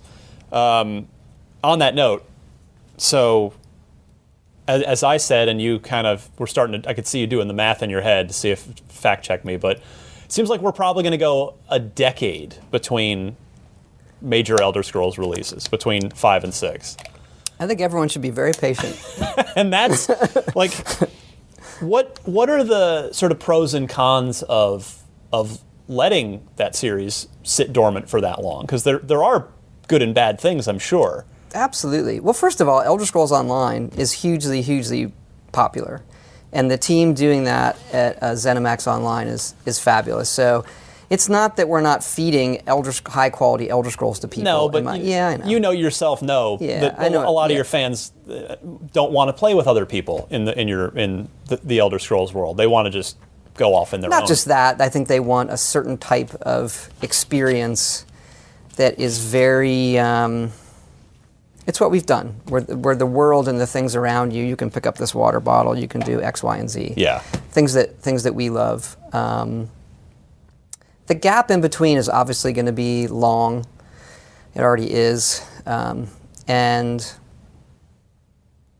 on one hand, I think it's good to miss things. You know what I mean? I think that makes people come to it with really, really fresh eyes. And I think when they eventually see the game and what we have in mind, they'll understand the gap more in terms of technology and what we want it to do. The one thing it does is people are still playing Skyrim. It's still one of the best-selling games. I know people joke about it online, but it's one of the best-selling games on Switch. Anything we put it out on, it becomes a hit game. Right. And they love it. They still play it. It's almost infinitely playable, all of the mods and everything like that. So what that does, and we're 8 years post Skyrim. Yeah. It lets us know going into Elder Scrolls 6, this is a game we need to design and people will play for a decade at least. At least. So technologically, you're I guess it'll be the first time that Elder Scrolls has missed a whole console generation. In a certain way, yeah. We put out the special editions, but yeah, I get what you're saying. Yeah. Yes, it will. Yeah. So That's a little weird, but yeah. a little weird, but are you thinking about 6 in a whole new way, or is it just the fact that you are busy with Starfield and can't get to it? Does the technology kind of pair with that at all, with allowing you to change your thinking? It's a little of both, right? We had done so many things. We're going Elder Scrolls Fallout, Elder Scrolls Fallout. Yeah. You have this Starfield game in your head. You sort of say, well, when? It could be never. You can say never. But look, we're creatives, and it's like, okay, we have to make this game, and this is the time. And so Elder Scrolls 6 is going to have to wait a little bit. And plus, again, Elder Scrolls Online is doing so well. It's so vibrant that this is the time, both for us creatively and our audience. If we could compress that time and have it all happen faster, I could wave a magic wand. Of course we would. But we're not going to sacrifice that. And you've already said you will keep that. I mean, you could theoretically farm it out to one of the other BGS studios, and you just oversee it from here if you wanted it, out that badly. But it will be But again, done here by you. the kind of things that we're talking about are going to take a lot of people. Yeah. Every BGS studio will probably be involved in that game. And even Starfield right now, it's not really in Austin, but in Dallas and in Montreal, there's staff on Starfield as well. Developers you admire. That's what I wanted to add. I've got a couple more before I finally unstrap you to that chair and let you go. But I'm kind of curious who you've become. You are a Hall of Famer. You are someone who's incredibly accomplished in this industry. Who are some of the game developers that you admire? Well, there's studios and games that I definitely admire. There's people I admire who have gotten to know. I've always been a fan of Blizzard's work.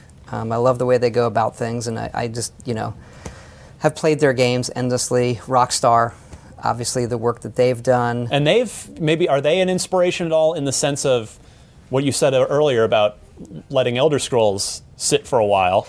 Yeah, they're going to probably go 10 years between Grand Theft Autos. So I don't use that as an inspiration. Like, that's not inspiring me to take my time. Okay, they went like 5 years between GTA 4 and 5. It shows that the audience will stick around and be hungry they'll be for there it. for right. you. Yeah. I would say this. It makes me not worried that the audience is going to go away. Right. Naughty Dog. Yeah. I know the guys at Insomniac well, Respawn, CD Projekt Red. The stuff that they do is fantastic. If I'm on the spot, I feel like I'm missing so many people. You'll get angry phone calls. This is weird, and this will be a curveball for everybody. EA Sports. I don't think people appreciate how much care they put. I love those games. I actually love American football and play the heck out of Madden. And please bring back NCAA football. I mean, you said yourself, you started on a sports game. Yeah, college basketball game. I love college sports. Whenever I talk to sports game developers, I do like to sort of tell them that I think they have, tell me if you agree, they have maybe one of the hardest jobs. They have the most I would say this, the most underappreciated game development job. Yeah. You have a yearly cadence. You have to mimic something people know for real. Right. Right? That's really hard too. And they're also in the competitive. They get in the competitive esports scene. I love Forza. Another just the quality that goes into that game. Are you a Horizon or a Motorsport guy? I like them both. So this is the Elder Scrolls Fallout conversation again. People tend to prefer one Forza flavor or the other, maybe even if they like both. I always like the last one. So the New Horizon is stunning. It's the right answer. Oh my gosh, the New Horizon. So good. The New Horizon is the best one they've done. Yeah. But I'm sure the next one will be better. So I played every single one of those. I love it.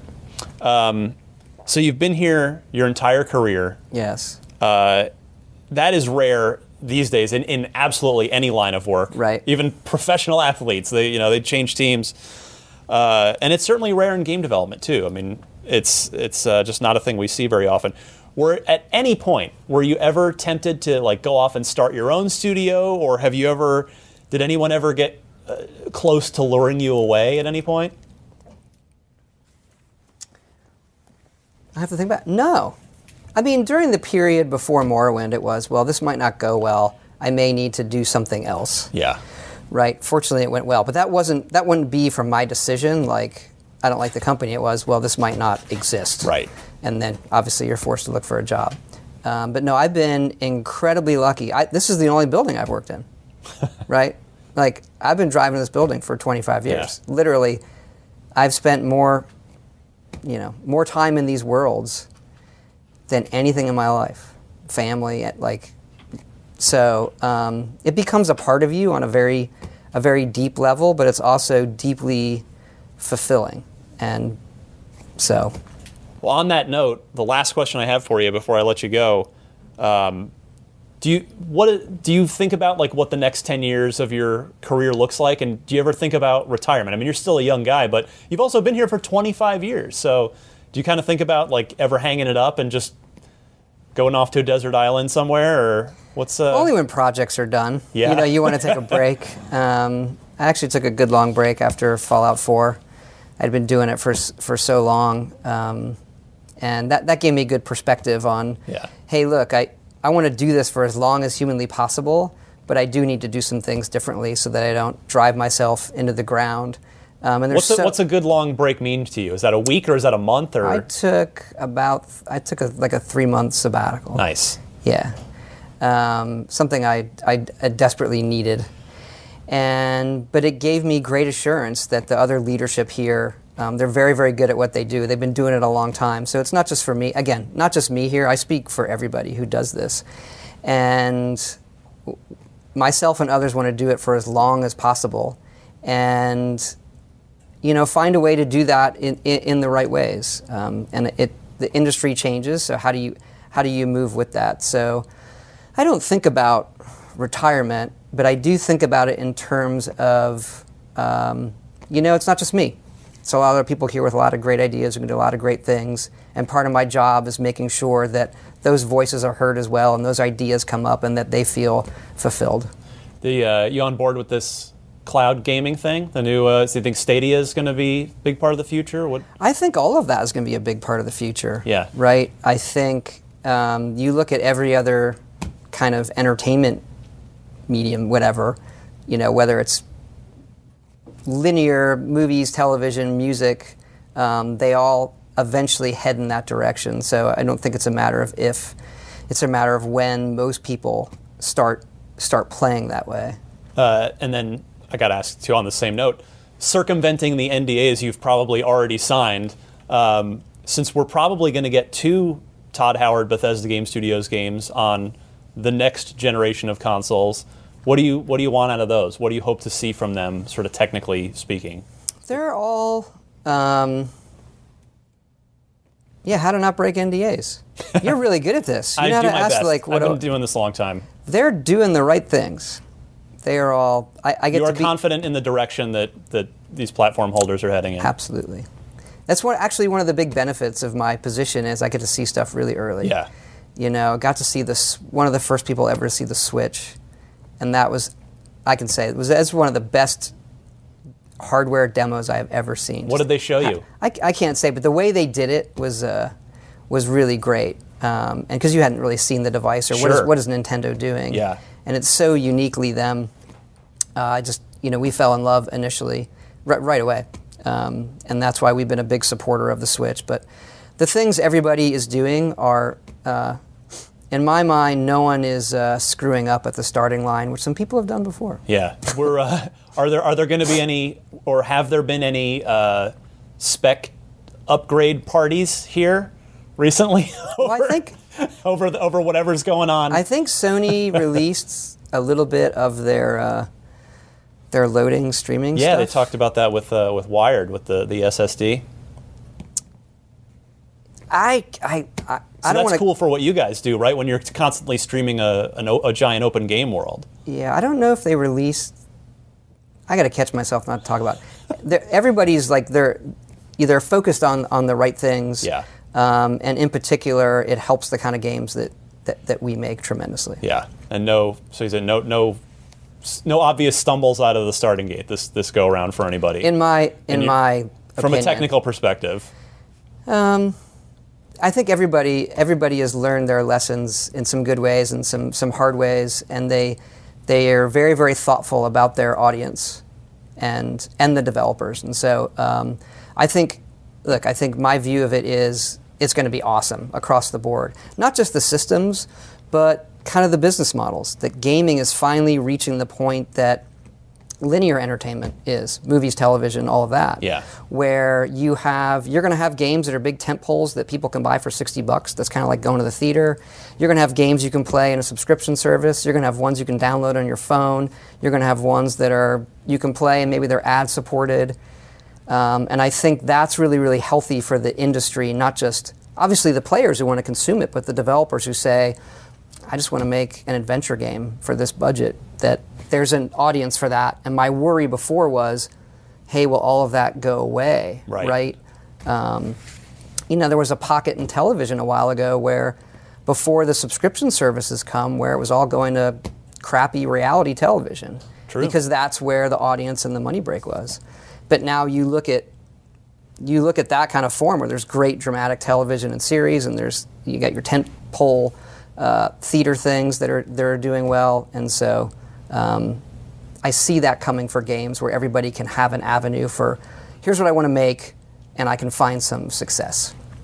Todd Howard, thank you so much. Thank you. This is awesome. This is a real pleasure for me. It's been a long time since I've had the opportunity to interview you, and I got to come to your space this time. We Exactly. didn't have to meet in a horrible, noisy E3 back room, which always makes it better. But no, this has been another episode of IGN Unfiltered. Stay tuned every month on IGN, on YouTube, or iTunes, or your favorite podcast service for interviews with Todd Howard and other wonderful video game developers. So for more, look for us next month, and we'll see you next time.